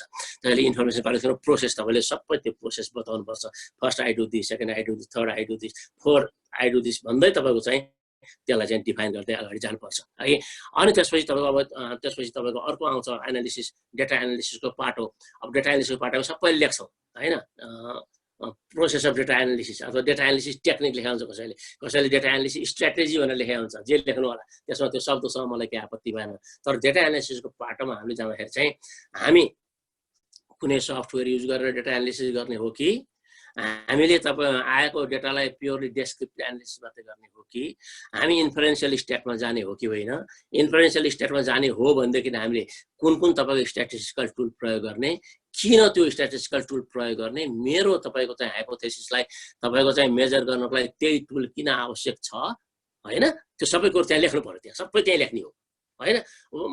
यो त अरूले जानिसकेको छ, मेरो टिचरले जानिसकेको छ, सुपरभाइजरले जानिसकेको छ भन्ने कुरै आउँदैन त्यहाँ। सुपरभाइजर पनि तपाईँको थेसिसको रिडर हो र यस्तो रिडर हो कि ऊ पनि अननोन रिडर हो, तपाईँले सिकाउनुपर्छ होइन। तपाईँ सबै कुरो लेख्नुपर्छ, कसैले जानिसकेको छ भन्ने किसिमको एसम्सन गरेर नलेख्ने होइन, सबै लेख्ने हो, डिटेलमा लेख्नुपर्छ। त्यस कारण त्यो डेटा प्रोसेसको कुरा लेख्नुहोस् कि अथवा डेटा एनालिसिसको डिटेलमा लेख्नुहोस्। मैले डेटा कलेक्सन गरेर ल्याइसकेपछि पहिला म के गर्छु, डेटा स्क्रिनिङ गर्छु कि डेटा एडिट गर्छु कि डेटालाई तपाईँको चाहिँ कसरी तपाईँको चाहिँ त्यसलाई चाहिँ मैले त्यो डेटा मैले खोजेको डेटा आयो भने म कसरी कन्फर्म गर्छु होइन। नपुगेको डेटालाई म के गर्छु, फेरि जान्छु कि अथवा भएकै मध्येबाट त मैले प्रोपोर्सनेटली निकालेर फेरि तपाईँको चाहिँ पछि रिजल्टमा जान्छु कि सबै कुरो लेख्नुपर्छ हामीले यहाँनिर। त्यस कारण यति कुरो हामीले त्यसैले त तपाईँको यो मेथोडोलोजीको च्याप्टर तपाईँको चाहिँ 15-20 पेजको हुने त्यसै त होइन नि त होइन र। त्यस कारण त्यो मेथोडोलोजीको च्याप्टर त 15-20 पेजको हुन्छ, 20 पेजको नभइकन एउटा च्याप्टर पनि बन्दैन थेसिसमा। त्यस कारण हामीले त्यो सबै डिटेल आउट गर्न सक्यौँ भनेदेखि त्यसले के गर्छ तपाईँलाई भन्दाखेरि पछि तपाईँलाई त्यो तपाईँको डेटा ल्याइसकेपछि त्यो एनालिसिस गर्न यही मेथोडोलोजीमा लेखेको डेटा एनालिसिसले मद्दत गर्नलाई यहाँ लेखिदिन्छ हो नि। त्यसैले मेथोडोलोजीसम्मको पाठ हो, तपाईँ प्रपोजलको पाठो गर्नुभयो, म I propose that I do this भनिसकेपछि त्यो प्रपोजल अनुसार तपाईँले पछि गर्नलाई यही गाइडलाइन बोकेर तपाईँले पछि गर्नुहुन्छ होइन। अहिले आई विल भन्नु होला, पछि आई डिड भन्नु होला, भाषाको मात्रै फरक हो। त्यस कारण मेथोडोलोजीमा चाहिँ हामीले त्यो एकदम डिटेलमा माइन्युट डिटेलमा जानुपर्छ होइन। जस्तो तपाईँको चाहिँ मैले म क्वान्टिटेटिभ रिसर्च गर्छु, मैले चाहिँ अघि भनेको चाहिँ त्यो कोभिड-19 को इफेक्ट चाहिँ हाउस होल्ड इकोनोमीमा हामी पोखरा सब मेट्रोपोलिटन सिटीको जान्छ भने त्यहाँभित्र पनि हामीले चाहिँ मिडल क्लास इन्कमको चाहिँ रेन्जमा राखौँला। यतिदेखि त्यो रेन्जमा चाहिँ 4-5 रेन्ज बनाउँला, 10,000सम्म कमाइ हुनेको अथवा 20,000सम्म कमाइ हुनेको अथवा वर्षमा 1 लाखसम्म कमाइ हुनेको के भनौँला। त्यो रेन्जमा राखिसकेपछि अब त्यहाँ त थुप्रै तपाईँको त्यहाँ कम्पाउन्ड ग्रुपहरू आयो, त्यो ग्रुपहरूको थुप्रै मिनहरू आउँछ। अब त्यो चाहिँ डिफ्रेन्ट मिनलाई तपाईँ कम्पेयर गर्न तपाईँ केमा जानुहुन्छ होइन, तपाईँ अब चाहिँ टी टेस्टमा जानुहुन्छ कि अथवा तपाईँको चाहिँ एफरेस्टीमा एनोभा गर्नुहुन्छ कि के गर्नुहुन्छ, त्यो सबै कुरो यहीँ लेख्ने हो अहिले। त्यस कारण चाहिँ यो देखेर हामीले मेहनत गऱ्यो भने पछि हामीलाई दुःख हुँदैन होइन। जस्तै म क्वालिटेटिभ रिसर्चमा जान्छु भने म त्यो हाउस होल्डको इकोनोमीको पर्सेप्सन लिन जाँदैछु, त्यो पर्सेप्सन अथवा अन्डरस्ट्यान्डिङ अथवा उनीहरूको फिलिङ लिन जाँदैछु। उनीहरूको इन्कम कति छ, उनीहरूको कति खर्च कति छ, सेभिङको लागि उनीहरूको प्रब्लम के होला होइन। अब यो सबै कुरो मैले चाहिँ उनीहरूसँग लिन्छु होला। त्यो लिँदाखेरि चाहिँ मैले त्यो हाउस होल्डको चाहिँ तपाईँको हेडसँग लिन्छु कि हाउस होल्डको अरू मेम्बरसँग लिन्छु कि, यो कुरो पनि त्यहाँ चाहिँ तपाईँ के गर्नु पर्यो भन्दाखेरि डिटेलली आउनु पर्यो होइन। लिँदाखेरि मैले इन्टरभ्यू प्रयोग गर्छु, इन्टरभ्यू प्रयोग गर्दाखेरि म इन्टरभ्यू गाइडलाइन मात्रै लिएर जान्छु, किनभने तपाईँको क्वान्टिटेटिभ रिसर्च गर्दाखेरि डिटेललै हामी लिएर जान्छौँ, स्ट्रक्चरै बनाएर जान्छौँ होइन। हामी यहाँ चाहिँ तपाईँको अनस्ट्रक्चर्ड हुन त अब तपाईँको क्वान्टिटेटिभ रिसर्चमा पनि अलिअलि अनस्ट्रक्चर्ड बनाएर क्वालिटेटिभ इन्फर्मेसन तानेर सपोर्ट गर्ने सिस्टम आइसकेको छ होइन। त्यस कारण चाहिँ तपाईँको अब यो क्वालिटेटिभ रिसर्चमा त प्योरली अनस्ट्रक्चर्डमै हामी जान्छौँ। इन्टरभ्यूको म गाइडलाइन मात्रै बनाउने हो, 5-7 क्वेसन बोकेर जान्छु होला। एउटा क्वेसन चाहिँ मैले चाहिँ त्यहाँ पार्टिसिपेन्टसँग इन्फर्मेन्टसँग लिन सुरु गरेपछि उसले दिएको जवाफको आधारमा अरू क्वेसन त्यहीँबाट जेनेरेट गर्दै जाने हो। पहिले नै क्वेसन बनाएर गएर त क्वालिटेटिभ रिसर्च त त्यो त फेरि सेट भइगयो नि, त्यो त तपाईँ क्वालिटेटिभ रिसर्च भन्ने कुरो कसरी आएर। त्यस कारण क्वालिटेटिभ रिसर्चमा त्यो फिल्डमा त्यो चाहिँ तपाईँको रेस्पोन्डेन्टसँग जति मैले गन्थन गर्दै जान्छु तीबाट आएको कुरालाई मैले प्रोबिङ गर्छु। त्यो प्रोबिङ त्यो खोतल्दै जान्छु र मेरो चाहिँ तपाईँको चाहिँ रिसर्च क्वेसन्सलाई सेटिस्फाई गर्ने एन्सर नआएसम्म म चाहिँ त्यो पार्टिसिपेन्टसँग म मेरो कुरो खोतल्दै जान्छु भनेपछि त्यो चाहिँ प्रोबिङ हो। त्यस्तो खालको प्रोबिङ गर्छु, त्यसरी हामी गाइडलाइन मात्रै लिएर जान्छौँ है। त्यस्तै तपाईँको चाहिँ अब हामी तपाईँको चाहिँ यो क्वान्टिटेटिभ रिसर्चमा हामीले रिलायबिलिटी भ्यालिडीको कुरो गर्छौँ होइन। रिलायबिलिटी एस्टाब्लिस गर्ने 4 प्रकारका तरिका छ भने हामीले पढाएका छौँ। त्यो रिलायबिलिटी हामी जुनसुकै प्रकारले पनि जान सक्छौँ होइन। त्यो तपाईँको चाहिँ त्यसबाट हामी रिलायबिलिटी एस्टाब्लिस गरौँला। तर तपाईँको चाहिँ भ्यालिडिटी एस्टाब्लिस गर्ने पनि आफ्नै सिस्टमहरू छन्। हामी कुन प्रकारको भ्यालिडिटीमा जाने होइन, कन्टेन्ट भ्यालिडिटीमा जाने कि फेस भ्यालिडिटीमा जाने कि होइन, अथवा चाहिँ तपाईँको कन्करेन्टमा जाने कि प्रेडिक्टिभमा जाने, त्यो त हाम्रो खुसीको कुरा हो। हाम्रो यदि रिसर्चको पर्पस चाहिँ प्रेडिक्सन गर्ने कुनै छ भने हाम्रो हाइपोथेसिस पनि त्यही प्रकारले डिल गरौँला। हामी प्रेडिक्टिभ तपाईँको चाहिँ हाइपोथेसिसमा जाउँला होइन। हाम्रो रिसर्च चाहिँ त्यस्तो प्रेडिक्टिभ टाइपको छैन, हामी एनालिटिकल टाइपको मात्रै छ र तपाईँको एउटा डेस्क्रिप्सनबाट कुनै एउटा स्ट्याटिस्टिकल टुल्सलाई युज गरेर रिजल्ट निकाल्ने मात्रै छ भने फेस भ्यालिडिटी मात्रै पसौँला अथवा क्वान्टिटेटिभ रिसर्चमा त्यो रिलायबिलिटी भ्यालिडिटी भनेर निकाल्ने त्यस्तो चाहिँ तपाईँको क्वान्टिफाई गर्ने त चलन हुन भने त्यहाँ कहाँ जानु पर्यो तपाईँ भन्दाखेरि अब हामी चाहिँ यो क्वालिटी स्ट्यान्डर्डमा जानु पर्यो। रिलायबिलिटी भ्यालिडिटी भन्ने चाहिँ पनि क्वालिटी स्ट्यान्डर्डै हो, त्यो चाहिँ क्वान्टिटेटिभ तपाईँको रिसर्चसँग रिलेटेड हो। अब हामी तपाईँको चाहिँ मैले गरेको रिसर्चलाई समाजले किन विश्वास गर्नुपर्छ, तपाईँले विश्वास गर्नुपर्ने कारण यो यो यो यो यो हो। तपाईँले चाहिँ तपाईँको चाहिँ त्यो त्यो रिसर्चलाई मैले चाहिँ तपाईँको चाहिँ समाजले पचाउने किसिमले अथवा मेरो रिसर्चमाथि शङ्का नगर्ने किसिमले यसरी गरेको छु भन्नु पऱ्यो नि। जस्तो फर इक्जाम्पल क्वालिटेटिभ रिसर्चमा हामी के गर्छौँ तपाईँको भन्दाखेरि म एउटा रेस्पोन्डेन्टका 5 चोटि पुगेँ, मैले एकचोटिमा 3 घन्टाको तपाईँको चाहिँ इन्टरभ्यू ल्याएको छु, मसँग यति धेरै तपाईँको चाहिँ इन्फर्मेसन छ कि त्यो इन्फर्मेसनलाई मैले मेरो रिसर्चमा थिक डेस्क्रिप्सनमा हालेको छु होइन। भनेपछि मैले यति धेरै इन्फर्मेसन ल्याएर त्यसलाई त्यही प्रकारले डिटेल आउट गरेको छु भनेपछि एउटा चाहिँ तपाईँको क्रेडिबिलिटी, रिसर्चको क्रेडिबिलिटी त्यहाँबाट एस्टाब्लिस हुन्छ होला होइन। तपाईँको त्यसको चाहिँ अरू के होला भने मैले मेरो जुन रिसर्चको डिजाइन बनाउँदाखेरि नै मैले यसरी बनाएको छु नि त होइन। त्यो डिजाइनले तपाईँलाई अर्को ट्रस्टवर्दिनेस दिन्छ होला होइन। मैले गरेको रिसर्च यही टपिकमा यस्तै प्रकारको रेस्पोन्डेन्ट लिएर भोलि तपाईँले पनि गर्न सक्नुहुन्छ भनेर रेप्लिकेबिलिटीमा जान्छ होला होइन। त्यस कारण चाहिँ यसरी हामी तपाईँको के गर्छ भने होइन, मेरो रिसर्चले ल्याएको कुराले हुन त अब तपाईँ कन्फर्मै गर्ने कुरा त क्वालिटेटिभ रिसर्चले गर्दैन, तर पनि प्रोसेसलाई कन्फर्म गर्न सक्ला, मेथोडोलोजीलाई कन्फर्म गर्न सक्ला, फाइन्डिङ्सलाई कन्फर्म गर्दैन। त्यसैले हामीले तपाईँको यही मेथोडोलोजीलाई लिएर तपाईँ अगाडि बढ्न सक्नुहुन्छ भने आधारहरू यो हो भनिदियो भने त्यो चाहिँ केमा आयो भने फेरि हामी कन्फर्म गर्न सक्छौँ। त्यसैले हामीले तपाईँको चाहिँ यो क्वान्टिटेटिभ रिसर्चमा हामीले जुन भन्छौँ तपाईँको यो के अरे रिलायबिलिटी, भ्यालिडिटी, त्यस्तै गरिकन हामी यो ट्रस्टवर्दिनेस, रेप्लिकेबिलिटी, कन्फिडेन्स, ट्रान्सफरेबिलिटी, क्रेडिबिलिटी जे भन्नुहुन्छ होला हामी त्यो चाहिँ लिटरेचर जति पनि पाइन्छ यो त्यस अनुसार हामीले त्यसलाई चाहिँ डिफाइन गर्दै डिल गर्दै लेख्नुपर्छ। यो कहाँ लेख्नुपर्छ भन्दाखेरि मेथड्सभित्रै लेख्ने हो है। र मेथड्सको लास्टमा हामीले लेख्ने कुरो चाहिँ ethical concerns of the study होइन। त्यो चाहिँ एउटा इमान्दारिता, रिसर्चरको तपाईँको चाहिँ एउटा इथिक्स हुन्छ, इन्टिग्रिटी जुन हामी भन्छौँ त्यो इन्टिग्रिटी हुन्छ। त्यसले चाहिँ बेइमान गरेको छैन यो रिसर्चरले राम्रो काम गरेको छैन, इमान्दारपूर्वक गरेको काम हो भन्न सक्नु पर्यो होइन। त्यो इमान्दारपूर्वक काम गरेर भन्न सक्नको लागि चाहिँ मैले मेरो चाहिँ तपाईँको रेस्पोन्डेन्टसँग इन्फर्मड कन्सेन्ट, मैले उसँग चाहिँ तपाईँको अनुमति नलिकन गएको छैन भन्ने एउटा होला, मैले जबरजस्ती उसलाई चाहिँ मेरो क्वेसनमा एन्सर दिनै पर्छ भनेको छैन भन्ने अर्को होला होइन। मैले उसको समयलाई चाहिँ तपाईँको चाहिँ किल गरेको छैन, उसले दिएको समयमा म गएको छु भन्ने अर्को होला होइन। त्यसमा तपाईँको चाहिँ यी थुप्रै कुराहरू छन् कि त्यस कारण यो चाहिँ तपाईँको इथिकल कन्सर्न लेख्नु छ, मैले यो गरेको छु, यो गरेको छु, यो गरेको छु। त्यसैले मेरो चाहिँ तपाईँको रिसर्च चाहिँ इथिकल्ली चाहिँ यो के छ भन्दाखेरि ठिक छ भनेर तपाईँको चाहिँ भन्न सक्ने अवस्था हामी त्यहाँनिर लिएर आउनुपर्छ। त्यसैले यो इथिकल कन्सर्न लाग्छ। त्यसले हामीसँग तपाईँको मेथोडोलोजीमा दुईवटा कुरो अघि भने पनि सके 4वटा, अन्टोलोजी, एपिस्टेमोलोजी, एक्जियोलोजी, लजिक, नसके 2टा अन्टोलोजी, एपिस्टेमोलोजी। त्यसपछि मेथड्समा जाँदाखेरि हामी चाहिँ स्याम्पल रेस्पोन्डेन्सका कुरा, तपाईँको टुल्सका कुरा, तपाईँको डेटा कलेक्सनका कुरा, डेटा एनालिसिसका कुरा, तपाईँको रिलायबिलिटी, भ्यालिडिटीका कुरा अथवा स्ट्यान्डर्ड क्वालिटी स्ट्यान्डर्डका कुरा, अनि त्यसपछि गएर तपाईँको चाहिँ एथिकल कन्सर्न्सका कुरा। यति कुरो लेखिसकेपछि बल्ल तपाईँको एउटा मेथोडोलोजीको च्याप्टर 15-20 पेजको मैले अघि जुन भने त्यो बल्ल चाहिँ तपाईँको त्यहाँनिर तयार हुन्छ होइन। त्यसैले यति चाहिँ गर्नुपर्छ। त्यसैले डिटेल्ली टुल्सको बारेमा डिटेल्ली बताउनुपर्छ, डेटा कलेक्सन गरेर जाँदाखेरि पनि को कुरा पनि तपाईँले डिटेल्ली बताउनुपर्छ होइन।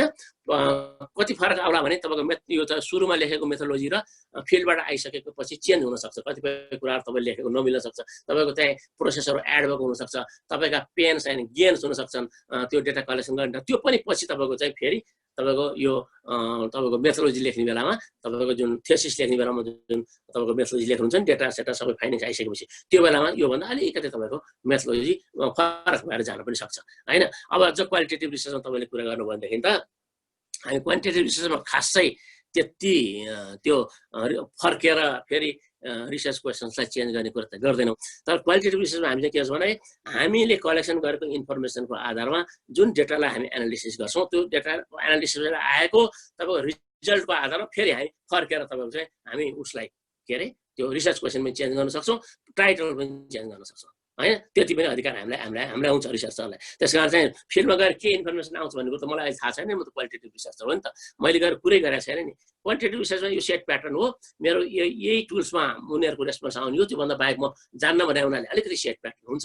तर त्यो क्वालिटेटिभ रिसर्च चाहिँ सेट प्याटर्न नहुने हुनाले हामी we come back again and refine and review are तपाईँको यो के अरे मेथोडोलोजी रिभ्यू गर्न सक्छौँ, तपाईँको चाहिँ रिसर्च क्वेसन रिभ्यू गर्न सक्छौँ।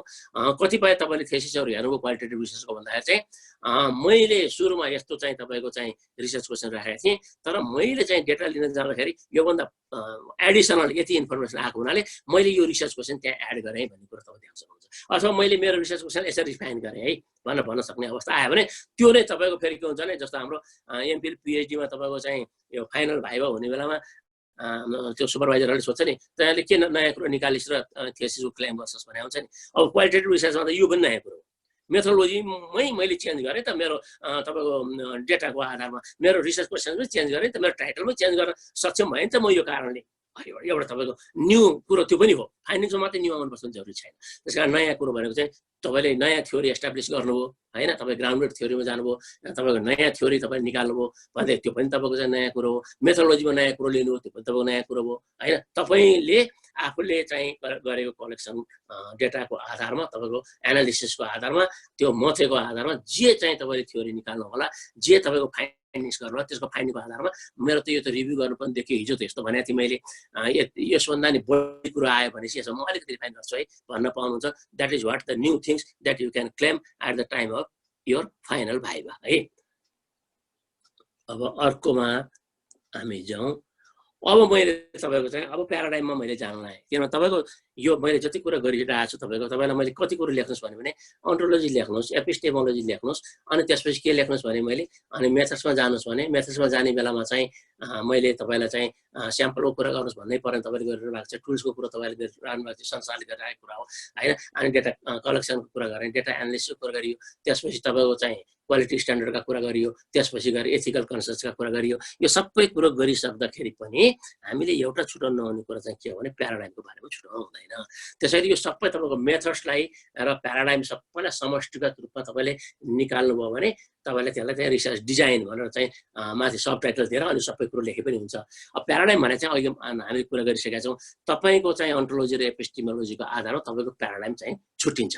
अब त्यो प्याराडाइम छुट्दा अहिले हामीले रिसर्चलाई थुप्रै प्याराडाइममा लान त सक्छौँ, तर मैले यहाँ चाहिँ तपाईँको पोजिटिभिजमभित्र पनि मैले पोस्ट पोजिटिभिजमको बढी कुरा गर्छु। त्यसको बारेमा अलिकति छलफल गरौँला। अलिकति प्याराडाइमको बारेमा तपाईँले चाहिँ यो रिसर्च मेथोडोलोजीमा लेख्नुपर्ने हुन्छ। अब तपाईँको मेजर फिलोसफिकल प्याराडाइम चाहिँ के छ भन्दा थुप्रै छन्। यो तपाईँको चाहिँ मैले यहाँ 4-5वटा 6वटा चाहिँ लेखेको छु, त्यसमध्ये पनि बेसिक चाहिँ तपाईँको पोजिटिभिजम, त्यसैको कोनोटेसनभित्र हामी पोस्ट पोजिटिभिजमलाई ल्याउन सक्छौँ।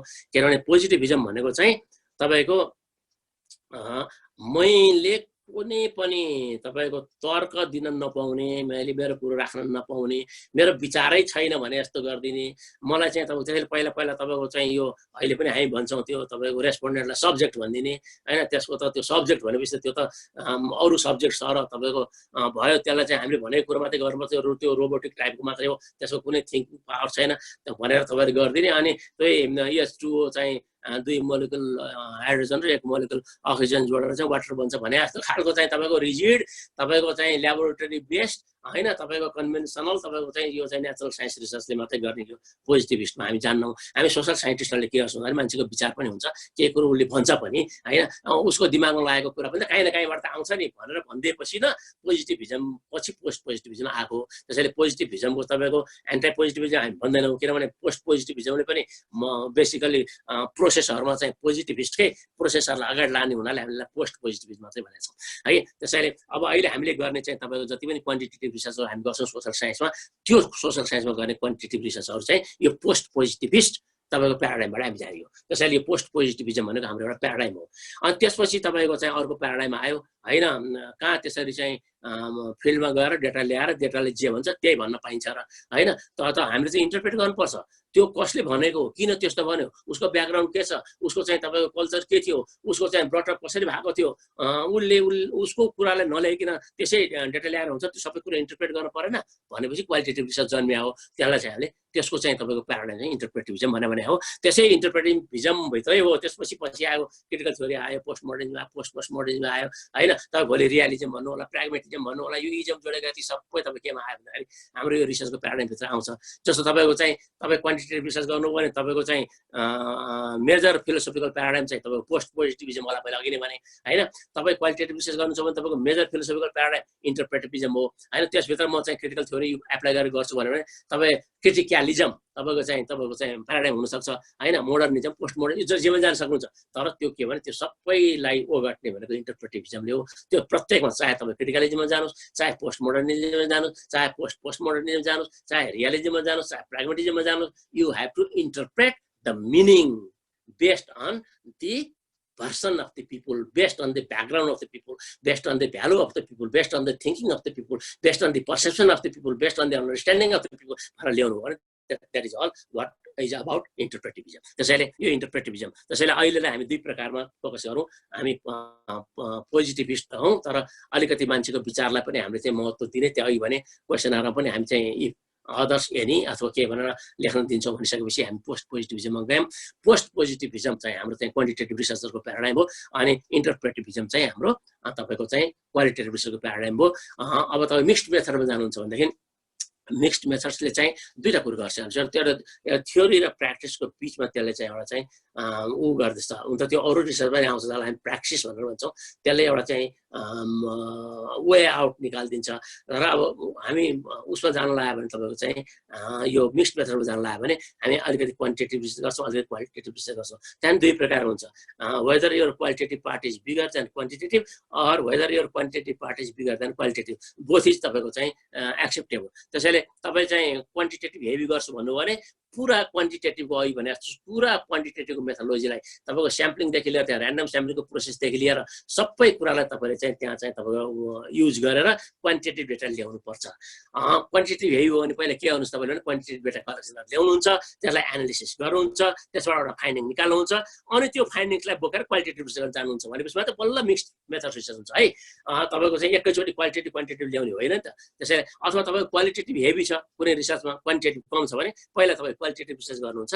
त्यो तपाईँले क्वालिटेटिभ रिसर्च गरेर तपाईँले जुन एनालिसिस गरेर फाइन्डिङ्स निकाल्छ त्यो फाइन्डिङ्सलाई सब्सटेन्सिएट गर्नको लागि अनि बल्ल तपाईँ क्वान्टिटेटिभमा मुभ गर्नुहुन्छ भनेपछि त्यहाँबाट आएको डेटालाई तपाईँले पछि सेकेन्ड फेजमा गर्ने हो। चाहिँ फर्स्ट फेजमा एउटा रिसर्च सकेर सेकेन्ड फेजमा गएर अर्को रिसर्च गरेर ल्याएर त्यो दुईटालाई मिलाएर अगाडि बढाउने र तपाईँको चाहिँ तपाईँको रिजल्ट दिनलाई चाहिँ हामीले मिक्स्ड मेथड रिसर्च भन्ने हो। त्यसैले क्वालिटेटिभ र क्वान्टिटेटिभ जोड्दैमा चाहिँ मिक्स्ड मेथड रिसर्च हुन्छ भन्ने होइन।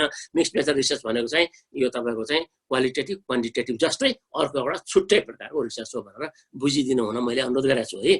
अब अर्कोमा के छ यहाँ हेरौँ है त, कसरी याद गर्छ त प्याराडाइमले। मैले प्याराडाइम किन लेख्नुपर्छ तपाईँले भन्ने कुरा। अब जसरी तपाईँ हामीलाई चाहिँ हाम्रो तपाईँको ओन्टोलोजी एपिस्टेमोलोजीले हेल्प गर्यो त्यसैबाट हाम्रो प्याराडाइम छुट्टिने हो। त्यस कारण त्यही कुरो हो वास्तवमा। हामीले के गर्छौँ भन्दाखेरि हामीले तपाईँको चाहिँ जे जति चाहिँ डिसिजन गर्छौँ त्यो डिसिजन चाहिँ हाम्रो रिसर्चको कन्टेक्स्टमा बेस हुन्छ। त्यसैले रिसर्च जहिले पनि कन्टेक्स्चुअल हुन्छ। तपाईँले चाहिँ कुनै पनि रिसर्चको फाइन्डिङ्सलाई, कुनै पनि रिसर्चको एनालिसिसलाई तपाईँले फाइन्डिङ्स निकाल्ने बेलामा त्यो कुन कन्टेक्स्टमा तपाईँले रिसर्च गरेर त्यो कन्टेक्स्चुअल हुन्छ। त्यो कन्टेक्स्टमा चाहिँ हुबहु लागु हुन्छ। अर्कोमा तपाईँले रेप्लिकेट गर्न सक्नुहुन्छ। रिप्रेजेन्टेटिभ भनेर तपाईँले चाहिँ स्याम्पल लिइसकेपछि तपाईँले त्यस्तै प्रकारको अरू ग्रुपमा तपाईँले त्यसलाई एप्लाई गर्न सक्नुहुन्छ साइन्टिफिकली। तर क्वालिटेटिभ रिसर्चमा हेरौँ भनेदेखि एक ठाउँमा एउटा कन्टेक्स्टमा गरेको रिसर्च अरू कन्टेक्स्ट गरेको रिसर्चभन्दा फरक हुनसक्छ। त्यसैले यो कन्टेक्स्चुअल हुन्छ है क्वालिटेटिभ रिसर्च। होइन क्वान्टिटेटिभ रिसर्च पनि कन्टेक्स्चुअल हो, तर चाहिँ हामी चाहिँ तपाईँको चाहिँ यो ऱ्यान्डम स्याम्पलिङ साइन्टिफिक स्याम्पलिङमा हामी जाने भए हुनाले हामी त्यसको प्रोसेस एडप्ट गरे हुनाले हामी त्यहाँ ढुक्क हुन्छौँ होइन। तर यता हामीलाई चाहिँ त्यसरी ढुक्क हुने अवस्था छैन। त्यसैले कन्टेक्स्चुअल हुन्छ, कन्टेक्स्ट बेस हुन्छ भन्नको लागि पनि तपाईँलाई त्यो कन्टेक्स्ट अगाडि बढाउनको लागि पनि प्याराडाइमले हेल्प गर्छ। तपाईँको डिजाइन रिसर्च डिजाइनलाई, तपाईँको मेथोलोजीलाई, तपाईँको एनालिसिसलाई प्याराडाइमले अगाडि बढाउँछ। तपाईँ क्वालिटेटिभ रिसर्चर हो, क्वालिटेटिभ रिसर्च हो भन्ने कुरो छुट्याउन नै प्याराडाइमले तपाईँले आखिर कुरो उयो होइन। तपाईँलाई कहिलेकाहीँ के हुन्छ भने वाट इज यो रिसर्च प्याराडाइम भनेर ठ्याक्क क्वेसन सोध्दै हुन्छ तपाईँको हाम्रो यो फाइनल भाइभातिर होइन। अनि तपाईँलाई त अब के हो प्याराडाइम भन्ने कुरो अलमल नहोस् भनेर मात्रै मैले यो प्याराडाइमलाई ल्याएर लिङ्क गरिदिएको होइन। त्यसरी एकाडेमिक रिसर्चको एउटा बेसिस चाहिँ हामी यो प्याराडाइमलाई मान्न सक्छौँ है। अब विच प्याराडाइममा जाने, अब यो फेरि अहिलेको कुरा आयो होइन। तपाईँको चाहिँ अब बिलिफ सिस्टम फेरि तपाईँको ओन्टोलोजी र एपिस्टेमोलोजीमा बेस गरेर मात्रै हामी प्याराडाइममा जाने हो। तपाईँको सिङ्गल रियालिटीमा जानुहुन्छ भने तपाईँको प्याराडाइम पोस्ट पोजिटिभिस्ट हो। तपाईँ चाहिँ मल्टिपल रियालिटीमा जानुहुन्छ भने तपाईँको प्याराडाइम इन्टरप्रेटिभिस्ट हो। त्यति मात्रै तपाईँको भयो। अथवा तपाईँ चाहिँ भ्यालुको कुरा गर्नुहुन्छ भने तपाईँ भ्यालु फ्री हो भने तपाईँ पोस्ट पोजिटिभिस्ट भयो। तपाईँ भ्यालु ल्याडनमा जानुहुन्छ भने तपाईँ इन्टरप्रेटिभिस्ट भयो है। अब यसैलाई अलिकति तपाईँको फेरि यो कुरालाई मैले अलिकति के भने यो एकचोटि बुझ्दाखेरि अलिक क्लियरली नै बुझ्नुपर्छ भनेर मैले रिपिटेसन गरिरहेको छु होइन। रिपिटेसन किन गर्नुपर्छ भने अब स्टुडेन्ट हरूलाई चाहिँ यो एकचोटि मात्रै भनेर त्यो ग्रास गरिहाल्न अप्ठ्यारो हुन्छ भनेर मैले फेरि पोजिटिभिजम पोस्ट पोजिटिभिजम कुरा ल्याउँदाखेरि तपाईँको यो चाहिँ अब्जेक्टिभिटीमा विश्वास गर्छ। अब्जेक्टिभिटी विश्वास गरेको मतलब भने 1+1 = 2 नै हुन्छ, त्योभन्दा फरक हुँदैन, त्यसलाई फरक किसिमले इन्टरप्रेट गर्न मिल्दैन भन्ने किसिमले तपाईँको चाहिँ यसले व्याख्या गर्छ। अथवा चाहिँ तपाईँको त्यो जुन फर्मुला बेस्ड होइन त्यो फर्मुला भन्दा बाहेक अन्त त्यो जान सक्दैन। कुनै एउटा तपाईँको चाहिँ एउटा तपाईँको त्यो एनालिसिसलाई एउटा जुन प्रकारको त्यहाँ दिएको हुन्छ तपाईँको चाहिँ सेट प्याटर्न, त्यो प्याटर्नमा फरक जान सक्दैन, त्यो अब्जेक्टिभ हुन्छ होइन। टिक मार्क लाउने चिन्ह लाउने त्यसमा जे भनेको छ त्यही भने त्यही नै सत्य भनेपछि अब्जेक्टिभै भयो। त्यहाँ हामीले कुनै तर्क राख्ने अथवा चाहिँ त्यसलाई म्यानिपुलेट गर्ने किसिमको कुरा चाहिँ हामी इन्डिपेन्डेन्ट भ्यारिएबललाई त म्यानिपुलेट गरौँला, तर इन्टरप्रिटेसनमा चाहिँ हामी अर्को कुरो ल्याएर त्यसलाई चाहिँ तपाईँको अर्को वेबाट डिसाइड गर्ने चाहिँ हाम्रो चाहिँ तपाईँको हिम्मत हुँदैन है यो पोजिटिभिजममा। यसले के भन्छ भने reality is out there, go and find it out. Reality चाहिँ बाहिर संसारमा छ, तपाईँ जाऊ टिपेर ल्याऊ होइन, जे छ त्यही भन, त्यही हो रियालिटी भन्छ भनेपछि यो पोजिटिभिस्टको आइडिया यो हो होइन। तपाईँले चाहिँ हाइपोथेसिस राख्नुहुन्छ अनि त्यो हाइपोथेसिस टेस्ट गरेर जे रिजल्ट आउँछ त्यही रिजल्ट सत्य हो भन्छु मैले भन्नुहुन्छ भने यो आएर पोजिटिभिस्ट अथवा पोजिटिभिस्टै भने के आपत्ति छैन। पोजिटिभिस्टलाई अलिकति रिमोडल रिफाइन गरेको मात्रै हो। पोस्ट पोजिटिभिस्टले अहिले विचारको पनि महत्त्व दिएको हो, तर विचारलाई राखेर व्याख्या चाहिँ गरिहालेको अवस्था छैन है। अब there is no room for research opinion. अब तपाईँ हामी रिसर्चरले पनि आफ्नो ओपिनियन पनि दिन नपाउने, हाम्रो बायसेसलाई पनि त्यहाँ हामीले चाहिँ लिङ्क गर्न नपाउने, हाम्रो सोसल कन्टेक्स्टलाई पनि त्यहाँनिर हाल्न नपाउने, हाम्रो एक्सपिरियन्सलाई पनि त्यहाँभित्र ल्याएर इन्टरप्रेसन राख्न नपाउने भइसकेपछि त हामी चाहिँ त्यो डेटाभन्दा बाहेक अन्त कहीँ पनि जान नपाउने। त्यस्तो तपाईँको एउटा चाहिँ यो घोडाको चाहिँ तपाईँको यो पट्टी बाँधे जस्तो त्यो एउटै डिरेक्सनमा तपाईँलाई अगाडि जुन बढाइदिन्छ, द्याट इज वाट चाहिँ तपाईँको यो पोजिटिभिजम इज अबाउट होइन। अब यसको अन्टोलोजी भनेको मैले भने सिङ्गल रियालिटीमा जान्छ, यसलाई धेरै लामो नगरौँ। यसको एपिस्टिमोलोजी भनेको पनि सोर्स अफ नलेज भनेको चाहिँ the test result of the hypothesis, त्यही हो। त्योभन्दा बाहेक अर्को सोर्स छैन तपाईँको होइन। नलेज चाहिँ जहिले पनि अब्जेक्टिभ हुन्छ। हाम्रो 5वटा इन्द्रियले जे देख्यो त्यही सत्य होला। अर्को भाषामा भने हाम्रो नाक, कान, आँखा, छाला होइन, मुख, यो 5वटा ले चाहिँ तपाईँको जिब्रो भनौँ न, यो 5वटाले जे देख्छ त्यसलाई हामी अब्जर्भेसन भन्छौँ। अब्जर्भेसनभित्र यही 5वटा ज्ञानेन्द्रिय पर्ने हो होइन। यो 5वटा ज्ञानेन्द्रियले जे अनुभव गर्यो त्यही नै सत्य हो भनेपछि त्यो चाहिँ तपाईँको एपिस्टेमोलोजिस्टको यही हो। र अर्को हामी के गर्छौँ भन्दाखेरि खास गरेर क्वान्टिटेटिभ रिसर्चमा हामी कज एन्ड इफेक्ट रिलेसनसिप हेर्छौँ, किनभने त्यहाँ 2टा भेरिएबल हुन्छ, एउटा इन्डिपेन्डेन्ट एउटा डिपेन्डेन्ट। अघि नै भने जस्तो त्यसैले एउटा कज हो एउटा इफेक्ट हो, त्यो एउटाको कारणले अर्कोमा चाहिँ तपाईँको परिवर्तन हुने कुराहरू जुन आउँछ त्यसबाट हामीले हेर्ने भए हुनाले यो चाहिँ यसको एपिस्टेमोलोजी यसरी जान सकिन्छ भन्ने कुरा हो। अब एक्जियोलोजीको अहिले कुरा सिकाउन मैले यसलाई दोहोऱ्याइन। पोस्ट पोजिटिभिजममा जाने हो भनेदेखि मैले यहाँ क्रेसवेलको ल्याएको छु होइन। उसले के भन्छ तपाईँको भन्दाखेरि चाहिँ ह्युमन नलेज चाहिँ बेस्ड अन तपाईँको यो अनच्यालेन्जेबल तपाईँको चाहिँ रक सलिड फाउन्डेसन्स होइन। तपाईँको चाहिँ यसले के गर्छ भन्दाखेरि यो तपाईँले यस्तो प्रकारको नलेज छ कि समाजमा तपाईँले च्यालेन्ज तपाईँले चाहिँ गर्न सक्नुहुन्न है। त्यो नलेजलाई यहाँ बसेर च्यालेन्ज गर्न सक्नुहुन्न।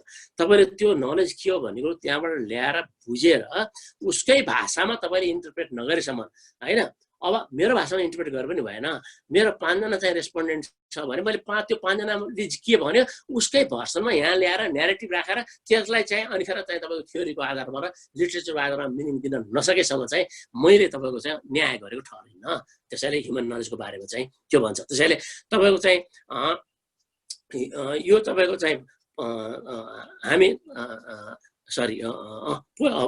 त्यो ह्युमन नलेजलाई मैले क्वालिटेटिभमा गएँ, यो मेरो मिस्टेक भयो। पोस्ट पोजिटिभिजम जाँदाखेरि चाहिँ तपाईँको ह्युमन नलेजलाई तपाईँले च्यालेन्ज गर्न सक्नुहुन्न भन्नु हो भने तपाईँको पोस्ट पोजिटिभिजम गयो, जुन मैले अहिले डिफाइन गरेँ त्यो गएर ल्याएर तपाईँले च्यालेन्ज गर्नु भएपछि तपाईँ चाहिँ कहाँ जानुहुन्छ? इन्टरप्रेटिभिजममा जानुहुन्छ है। इन्टरप्रेटिभिजममा जानुहुन्छ होइन। पिपुलको पर्सपेक्टिभमा मात्रै नलेज डिपेन्ड गर्छ। अघि भने जस्तो त्यहाँबाट टिपेर ल्याएर उसकै भाषामा तपाईँले इन्टरप्रेट गरेपछि बल्ल तपाईँ चाहिँ केमा जानु भन्दाखेरि पिपुलको भर्सनमा जानुभयो। पिपुलको भर्सनमा जाने बित्तिकै डिफ्रेन्ट पर्सपेक्टिभ आउँछ। डिफ्रेन्ट पर्सपेक्टिभ आउने बित्तिकै नलेज पनि डिफ्रेन्ट हुन्छ। मेरो लागि छुट्टै नलेज, तपाईँको लागि छुट्टै नलेज, उसको लागि छुट्टै नलेज हुन्छ। एउटै तपाईँको चाहिँ तपाईँको भनौँ न अहिलेकै तपाईँको टपिकमा तपाईँको भनौँ यो पोस्ट कोभिड र तपाईँको चाहिँ हाउस होल्ड इकोनोमीलाई बुझ्ने नै फरक छ त उसको त। हामीले हाउस होल्ड इकोनोमीलाई पहिले डिफाइन गरेर क्वेसनर बनाएर यता पोस्ट पोजिटिभिस्ट भ्यूबाट चाहिँ क्वेसनर सर्वे गरेर ल्याइसक्छौँ। उता के हुन्छ भन्दाखेरि हाउस होल्ड इकोनोमी भनेकै के हो भन्ने कुरो बुझ्नलाई नै हामी मान्छेको जान्छौँ र उसको चाहिँ इन्टरप्रिटेसनमा हाउस होल्ड इकोनोमी राख्छौँ र अनि उसको भाषामा अनि त्यसको इफेक्टलाई हामी के गर्छौँ भन्दाखेरि एनालिसिस गर्छौँ भनेपछि त्यो इन्टरप्रेटिभिजम भयो है। त्यति फरक छ। त्यसले अन्टोलोजी र एपिस्टेमोलोजी मैले आइसमा कुरा गरिसकेको छु होइन। एक्जियोलोजीको कुरो लजिक कुरो मैले अहिले नगरौँ भनेको छु। त्यसैले रिसर्च प्लानिङको साइकोलोजीमा जाने हो भने हामी पहिला अन्टोलोजी कुरा गऱ्यौँ अनि एपिस्टेमोलोजी कुरा गऱ्यौँ, त्यो दुईटा मिलाएपछि मेथोलोजी भयो, अनि मात्रै मेथडमा जान्छौँ। अरू कुरो मैले अघि नै भनिसकेको छु होइन, यसलाई मैले दोहोऱ्याएन अगाडि भनिसकेको छु। अब एक्जाम्पल मैले चाहिँ त्यही अहिले ल्याएको छु, the effect of COVID-19 house hold economy, यहाँ त अफ लेबरर्स पनि लेखेको छु मैले होइन। अब यस्तो तपाईँको चाहिँ टाइटलमा लेख्दाखेरि तपाईँको चाहिँ सर्वे भनेर पनि भन्न सक्नुहुन्छ होइन। यो जस्तो यो सर्वे भन्न सक्ने अवस्था छ। तपाईँको चाहिँ यो त्यसलाई न्यारेटिभ स्टडी भन्न सक्नुहुन्छ, एन्ड इन्टरप्रेटिभ इन्क्वायरी भन्न सक्नुहुन्छ। टाइटलमै त्यो लेखिदिनुहोस् भने मैले कारण चाहिँ के हो भने त्यसले तपाईँको प्याराडाइम छुट्टिन्छ, त्यसले तपाईँको चाहिँ टाइप्स अफ रिसर्च छुट्टिन्छ भन्न खोजे मात्रै हो है। यो अरू चाहिँ तपाईँको हामीले मेथोलोजीमा के लेख्ने भन्ने कुरोमा अलिकति जानुपर्ने हुन्छ। जस्तो मेथोलोजीमा अघि मैले के भने तपाईँको भन्दाखेरि पहिला तपाईँ चाहिँ त्यसको फिलोसफिकल तपाईँको पर्सपेक्टिभमा जानुहोस्, अनि त्यसको अन्टोलोजी एपिस्टेमोलोजी क्लियर गर्नुहोस्, अनि मेथोडमा जानुहोस् भने त्योभन्दा नि माथि जानुपर्ने कुरा छ क्या। तपाईँले लिङ्क गर्नु पर्दो रहेछ, तपाईँले अलिकति लिटरेचरलाई लिङ्क गर्नुपर्ने, अलिकति चाहिँ तपाईँको रिसर्च क्वेसन्सलाई लिङ्क गर्नुपर्छ। त्यसैले मेथोलोजीको च्याप्टर लेख्ने बेलामा तपाईँको सुरुको च्याप्टरमा चाहिँ मेरो रिसर्च चाहिँ यो हो, अलिकति तपाईँको त्यो स्टेटमेन्ट अफ द प्रब्लमलाई ल्याएर त्यहाँनिर तपाईँले लिङ्क गरिदिनुहुन्छ। मेरो रिसर्चको चाहिँ तपाईँको यो हो, यसमा मैले यतिवटा चाहिँ रिसर्च क्वेसन्स राखेको छु। अब तपाईँ रिसर्च क्वेसनलाई त्यहाँनिर मेथोलोजीमा रिपिट गर्ने चलन छ, लिङ्क गर्नुपर्छ होइन। अथवा तपाईँले त्यसलाई भाषा भन्दै पनि हुन्छ, मेरो क्वेसनले मेरो चाहिँ तपाईँको रिसर्चले यस्तो यस्तो क्वेसनको एन्सर खोजेको छ मात्रै लेखिदिनु भयो पनि भयो। र मैले यसको लागि बेसिकली यस्तो प्रकारका लिटरेचरहरू रिभ्यू गरेको छु। अघि भने जस्तै तपाईँको मैले चाहिँ योसँग रिलेटेड अहिले बजारमा आएका तपाईँको चाहिँ मेजर लिटरेचरहरू यस्तो प्रकारको चाहिँ लिटरेचर चाहिँ मैले के गरेको छु भन्दा रिभ्यू गरेको छु भनेर एक प्याराग्राफमा तपाईँले लेखिदिनु भयो भने यो तपाईँको beautifully linked your research questions and review of literature with your methodology भनेर भन्न खोजे हो होइन। त्यसपछि अरू कुरो त मैले त्यहाँ तल भनिसकेको छु अघि सुरुमा, त्यो छुटेका कुरा चाहिँ त्यो हो त्यो इक्जाम्पलमा। अब यो आरक्यू भनेको रिसर्च क्वेसन्सलाई मेथोलोजीमा लिङ्क गर्ने चाहिँ अघि आइसक्यो तपाईँको यो मैले फिलोसफिकल अन्डरपिनिङको कुरा गरिहालेँ। अब तपाईँको चाहिँ यो जस्तो मैले रेस्पोन्डेन्ट खोज्नु पर्यो होइन, मैले लेख्नु पर्यो नि, स्याम्पल लेख्नु पर्यो, रेस्पोन्डेन्ट लेख्नु पर्यो भने मैले त्यो स्याम्पल किन लिँदैछु भन्दाखेरि मेरो रिसर्च क्वेसनले खोजेको यो एन्सर चाहिँ यिनीहरूबाट मात्रै प्राप्त हुन सक्छ भनेर तपाईँले लेख्न सक्नुपर्छ, नभए जसले पनि त भने होइन। त्यस कारण चाहिँ मेरो रिसर्चको क्वेसनको एन्सर गर्नलाई मलाई चाहिने ग्रुप यो हो। यो ग्रुप चाहिँ अब तपाईँको स्याम्पल अनुसार यो ठाउँमा छ, त्यो ठाउँ मैले यो ठाउँको रिसर्च गर्ने भयो भने मैले त्यो ठाउँबाट चाहिँ स्याम्पल चाहिँ पिकअप गर्छु भनेर त्यो कुरो डिटेलली लेखिदिनुपर्छ है। तपाईँको चाहिँ मेथोलोजीमै लेख्ने कुरा हो यो। यसरी तपाईँ के गर्नुहुन्छ भन्दाखेरि तपाईँको रिसर्च क्वेसन्सलाई तपाईँको स्याम्पलसँग, तपाईँको टुल्ससँग, तपाईँको डेटा, तपाईँको कलेक्सन प्रोसेससँग, तपाईँको डेटा एनालिसिस मेथडसँग तपाईँले के गर्छ भन्दाखेरि तपाईँले आफूले लिङ्क गर्नुहुन्छ। त्यो लिङ्केज भएन भने फेरि त्यो तपाईँको चाहिँ यो च्याप्टर 1 च्याप्टर 2 चाहिँ च्याप्टर 3 को इन्डिपेन्डेन्ट होला भन्ने हामीलाई डर हुन्छ। त्यो छ है, लिङ्केज भनेर देखाउनुको लागि मात्रै हो है। अर्को तपाईँको चाहिँ अब एउटा मैले यहाँ अर्को चाहिँ टपिक ल्याएँ यहाँ तपाईँको relation between earning per month and saving pattern of a household भन्ने तपाईँलाई चाहिँ रिसर्च गर्नु पर्यो। Survey of middle class people in काठमाडौँको कुरो गर्नु पर्यो भने अब तपाईँको यो रिलेसन भन्ने टाइटल त क्वालिटेटिभ पनि चल्छ नचल्ने होइन होइन। अब रिलेसन भन्ने बित्तिकै हामीले चाहिँ एकदम कोरिलेसनको दिमाग आउँछ होला होइन। रिलेसन डिफ्रेन्ट किसिमको हुन्छ, त्यस कारण चाहिँ रिलेसन बिट्विन गरेर जान नि सकिएला। तपाईँको चाहिँ जस्तो हामी तपाईँको चाहिँ क्वान्टिटेटिभ रिसर्च जानुभयो भने यसको रिसर्च क्वेसन के होला भन्दाखेरि तपाईँको what is the correlation between the amount of earning per month and the saving pattern of the household आउला नि त होइन। एउटा त आउला नि त्यस्तो, एउटा स्ट्याटस तपाईँको चाहिँ अघि नै भने यो इन्कमको स्ट्याटस के होला, अनि तपाईँको एक्सपेन्डिचरको स्ट्याटस के होला, त्यसको बिचको लिङ्केज के होला, अनि सेभिङमा हामी जान सक्ने कुरा होला होइन। अनि अब यस्तो टाइटल भयो भने तपाईँको फिलोसफिकल अन्डरपिनिङ जाने हो भने तपाईँ पोस्ट पोजिटिभिस्ट होला, अघि नै कुरा आइसक्यो। तपाईँको प्याराडाइम भनेको पोस्ट पोजिटिभिजमै भइहाल्यो, पोस्ट पोजिटिभिस्ट भइसकेपछि होइन। तपाईँ चाहिँ तपाईँको चाहिँ डिजाइन चाहिँ क्वान्टिटेटिभ रिसर्चबाट तपाईँ डिजाइन क्यारी अन गर्ने भयो। तपाईँको टुल मेजर टुल चाहिँ तपाईँको सर्वे हुने भयो होइन। तपाईँको चाहिँ डेटा एनालिसिस टेक्निक चाहिँ तपाईँको कोरिलेसन कोएफिसिएन्ट होला, रिग्रेसन एनालिसिस होला, त्यहाँबाट जाने होला। अनि तपाईँको थ्योरी चाहिँ तपाईँको आइदर ऱ्यासनल चोइस थ्योरी होला अथवा पर्मानेन्ट इन्कम हाइपोथेसिस होला अथवा कुनै अर्को होला। अब यति तपाईँको यो यति कुराले तपाईँलाई धेरै कुरो बताउँछ भनेर मात्रै मैले तपाईँलाई यो एक्जाम्पल दिनु खोजेको। त्यस कारण तपाईँ एउटा टाइटलले नै यो कुरो तपाईँलाई डिटर्मिन गरिदिइसक्यो, तपाईँ यसमा जाऊ भनेर त यहीँ भनिदिइसक्यो। भनेपछि हामी टाइटलमा क्लियर भयौँ भनेदेखि हामीलाई अगाडि बढ्नलाई गाह्रो हुँदैन। अब यसकै तपाईँको चाहिँ अब क्वालिटेटिभ रिसर्चमा जाने हो तपाईँको भनेदेखि चाहिँ earning per month and saving pattern of household and ethnography of middle class people in Kathmandu जान सक्नुहुन्छ। अब त्यो क्वान्टिटेटिभ रिसर्च गर्दाखेरि सर्वे भन्नुभयो या इथनोग्राफी भन्नुभयो, टाइटलले तपाईँलाई के भनिदियो तपाईँको भन्दाखेरि तपाईँ त यो इथनोग्राफी भन्ने बित्तिकै युआर क्वालिटेटिभ रिसर्चर भनिदिइसक्यो त्यहाँनिर। भनिसकेपछि युआर एन्ड इन्टरप्रेटिभिस्ट भने त्यहीँबाट आएको तपाईँको प्याराडाइम त्यहीँबाट क्लियर भइगयो। भनेपछि तपाईँको जस्तै एउटा रिसर्च क्वेसन के होला, how do middle class people perceive savings, how do they relate this with their earnings. भनेपछि तपाईँको त मेजर क्वेसन्सहरू त रिसर्च क्वेसन्स त्यहाँबाट आइसक्यो। तपाईँको उनीहरूले कसरी त्यसलाई चाहिँ तपाईँको सेभिङ भनेको के हो, उसले कसरी बुझाएको छ, त्यसलाई अर्निङसँग कसरी लिङ्क गर्छ त्यो हेर्न जाने हो मैले। भनिसकेपछि तपाईँको फिलोसफिकल अन्डरपिनिङ भनेको इन्टरप्रेटिभिस्ट भयो, प्याराडाइम इन्टरप्रेटिभिजम भयो, तपाईँको चाहिँ डिजाइन तपाईँको क्वालिटेटिभ रिसर्च भयो, तपाईँको डेटा कलेक्सन टुल चाहिँ इन्टरभ्यू भयो होइन, तपाईँको डेटा एनालिसिस टेक्निक चाहिँ ठिक स्टेसनमा जाने हो। तपाईँको चाहिँ आएको न्यारेटिभलाई तपाईँले चाहिँ मिनिङ दिने हो, एउटा प्याटर्नमा तपाईँ भोलि गएर यस्तो प्याटर्न्समा देखाइदिने हो। तपाईँको डेटालाई चाहिँ तपाईँको थ्योरीसँग लगेर लिङ्क गर्ने भन्ने कुरो यसले तपाईँलाई गाइडलाइन गर्छ। त्यसैले हामी यस्तो एक्जाम्पलबाट थुप्रै एक्जाम्पल जान सक्छौँ। मैले यो दुईवटा एक्जाम्पल चाहिँ यहाँहरूको समक्ष किन ल्याएको भन्दाखेरि हामी क्वान्टिटेटिभ रिसर्च गर्नलाई पनि अलिकति क्लियर होस्, क्वालिटेटिभ रिसर्च गर्नलाई पनि अलिकति क्लियर होस् भनेर यता जान खोजेको। अब तपाईँको चाहिँ यहाँ थुप्रै थ्योरी रहेछन् इकोनोमिक्समा होइन। तपाईँको यो मैले चाहिँ अब यो पाइन्छन् मैले 5-7वटा अहिले 2020मा चाहिँ तपाईँको युज भएका थ्योरीहरू भनेर एउटा कतितिर मैले फेला पारेको थिएँ। Supply and demand theory, classical economics theory, Marxism, laissez faire capitalism, monetarism, permanent income hypothesis, rational choice theory, new trade theory, hundreds of such theory छन्। मेरो रिसर्चको टाइटलसँग अघि जस्तो मैले दिएको टाइटलमा कि ऱ्यासनल चोइस मिल्छ कि तपाईँको चाहिँ मैले पर्मानेन्ट हाइपोथेसिस मिल्छ, पर्मानेन्ट इन्कम हाइपोथेसिस मिल्छ भने नि त्यस्तो अरू पनि मिल्न सक्ला। तर मैले त्यो दुईटालाई चाहिँ अहिले गेस गर्न सकेँ। त्यस कारण थ्योरीको बारेमा हामीले अलिकति स्टडी नगरिकन यही थ्योरी मेरोमा कहिले के हुन्छ भने विद्यार्थीले के भन्न आउँछ भने सर म कुन थ्योरी युज गरौँ भन्न आउँछ। अब त्यो कुन थ्योरी युज गरौँ भन्न आउनु भनेको त्यो क्वेसनै भएन। सर मैले यतिवटा थ्योरी पढेँ, यो थ्योरीले पनि यहाँनिर यस्तो भन्न सक्छ, मेरो टपिकसँग लिङ्क छ, यो थ्योरीले मेरो टपिकलाई यहाँनिर छोएको छ, अर्को थ्योरीले पनि भन्छ। अब यसमध्ये कुन चाहिँ लिँदा ठिक होला भन्न आउनुभयो भने चाहिँ then we can help you.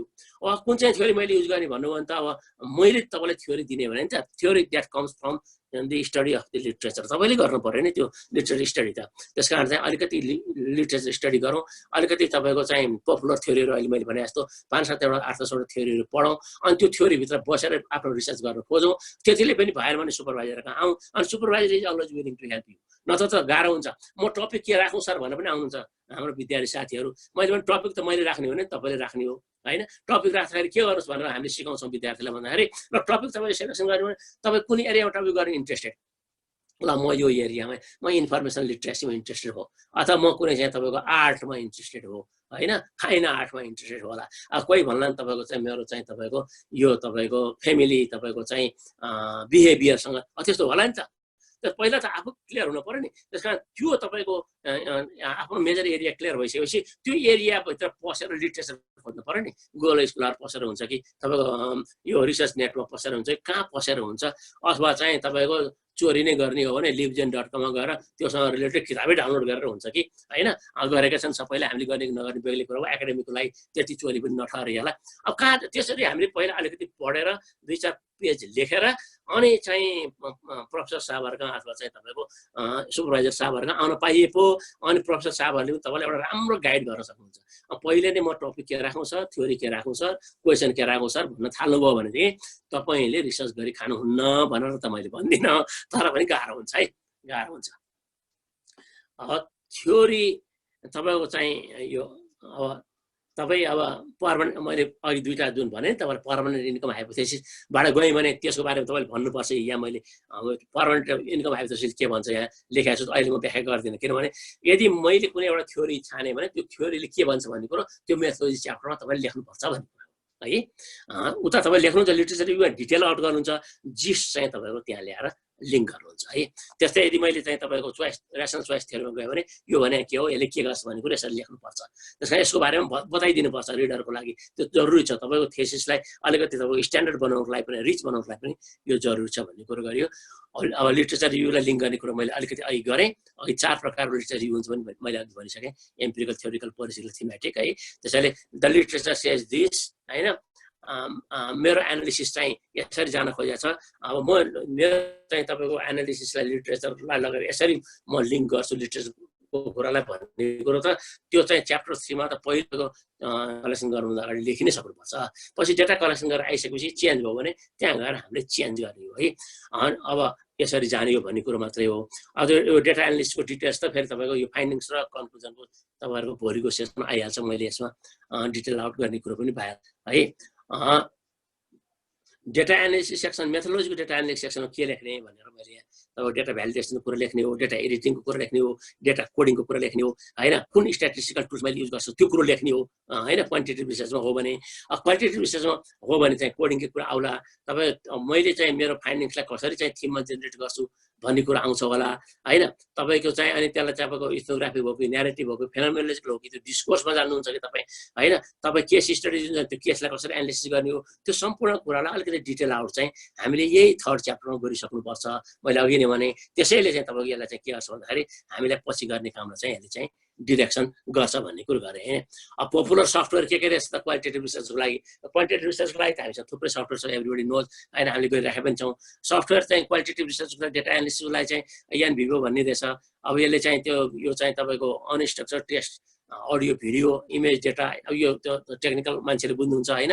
त्यस कारण चाहिँ अर्को तपाईँको म्याक्स किडा भन्ने रहेछ, अर्को क्विज कोर्स भन्ने रहेछ। यो थुप्रै छन्। तर तपाईँको चाहिँ अहिले 2020 मा युज भएको चाहिँ यो 4-5 वटा मैले यहाँ ल्याएको छु। तर के भने जुन हामीले चाहिँ सफ्टवेयर युज गर्छौँ भने पनि त्यसको एउटा प्रोसेस हुन्छ, डेटालाई कसरी त्यहाँ इन्ट्री गर्ने, त्यसले के दिन्छ, के जेनेरेट गर्छ, हामीलाई के चाहिन्छ। तर जुन तपाईँको चाहिँ सफ्टवेयर युज गर्ने हो त्यसको लागि यु हेभ टु पे। अब इन्डिभिजुअल पे गर्न गाह्रो हुन्छ, यो महँगो हुन्छ भने चाहिँ इन्स्टिट्युसनल अथवा तपाईँको डिपार्टमेन्टले, तपाईँको फ्याकल्टीले अथवा तपाईँको इन्स्टिट्युटले पे गरिदिन्छ होला। तपाईँको चाहिँ त्यो डिपार्टमेन्टले त्यो गरिदिइसकेपछि तपाईँले त्यसको पासवर्ड पाउँछ होला होइन। अनि त्यही अनुसार तपाईँले त्यसलाई युज गरेर तपाईँको अगाडि जाने होला। त्यसैले चाहिँ क्वालिटेटिभ रिसर्चको एनालिसिस, डेटा एनालिसिस गर्नलाई पनि थुप्रै सफ्टवेयरहरू पाइन्छन्। त्यो सफ्टवेयरहरू युज गर्न हामीले सक्यौँ भनेदेखि चाहिँ त्यसले हामीलाई चाहिँ त्यो डेटालाई चाहिँ धेरै चाहिँ हामीले चाहिँ एनालिसिस गर्न वरि गरिरहनु पर्दैन भन्ने कुरो हो। अब तपाईँको सुपरभाइजरले तपाईँबाट के एक्सपेक्ट गर्छ त मेथोडोलोजी च्याप्टरमा भन्दाखेरि यो सबै अघि भनेको कुरा हो। तपाईँको रिसर्च क्वेसनको रिक्याप गर, लिटरेचर रिभ्यू र मेथोडोलोजीलाई चाहिँ तपाईँको ब्रिज गर, अन्टोलोजी एपिस्टेमोलोजी लेख, तपाईँको चाहिँ डिजाइन रिसर्चमा प्याराडाइमदेखि लिएर मेथड सबै लेख होइन। तपाईँको चाहिँ त्यो डिजाइनकै पनि व्याख्या गर, त्यो डिजाइनमा म किन गएँ, त्यसको ब्याकग्राउन्ड के हो, त्यो डिजाइन भनेको के हो, म जुन डिजाइनमा जान्छु होइन, म चाहिँ तपाईँको चाहिँ एक्सपेरिमेन्टल डिजाइनमा जान्छु भने, क्वाजी एक्सपेरिमेन्टल डिजाइनमा जान्छु भने त्यो क्वाजी एक्सपेरिमेन्टल डिजाइनको बारेमा के कुरो त्यहाँ लेखिदियो, के हो त्यो भनेको के हो, म किन त्यहाँ जानु पर्यो, त्यो कुरो त्यहाँ लेखिदियो भन्छ होइन। अनि क्वालिटी स्ट्यान्डर्ड अफ यो रिसर्च लेख, रिलायबल क्वालिटी हुन्छ कि तपाईँको अहिलेको भनेको जस्तो 4-5 थरीको चाहिँ क्वालिटी स्ट्यान्डर्ड हुन्छ त्यहाँ जाऊ भन्छ। अनि एथिकल कन्सर्न अघि कुरा गरिहाल्यो त्यो लेखा भन्छ। त्यसै तपाईँको सुपरभाइजर तपाईँबाट मेथोडोलोजीमा च्याप्टरमा एक्सपेक्ट गर्ने कुराहरू यिनीहरू हुन्।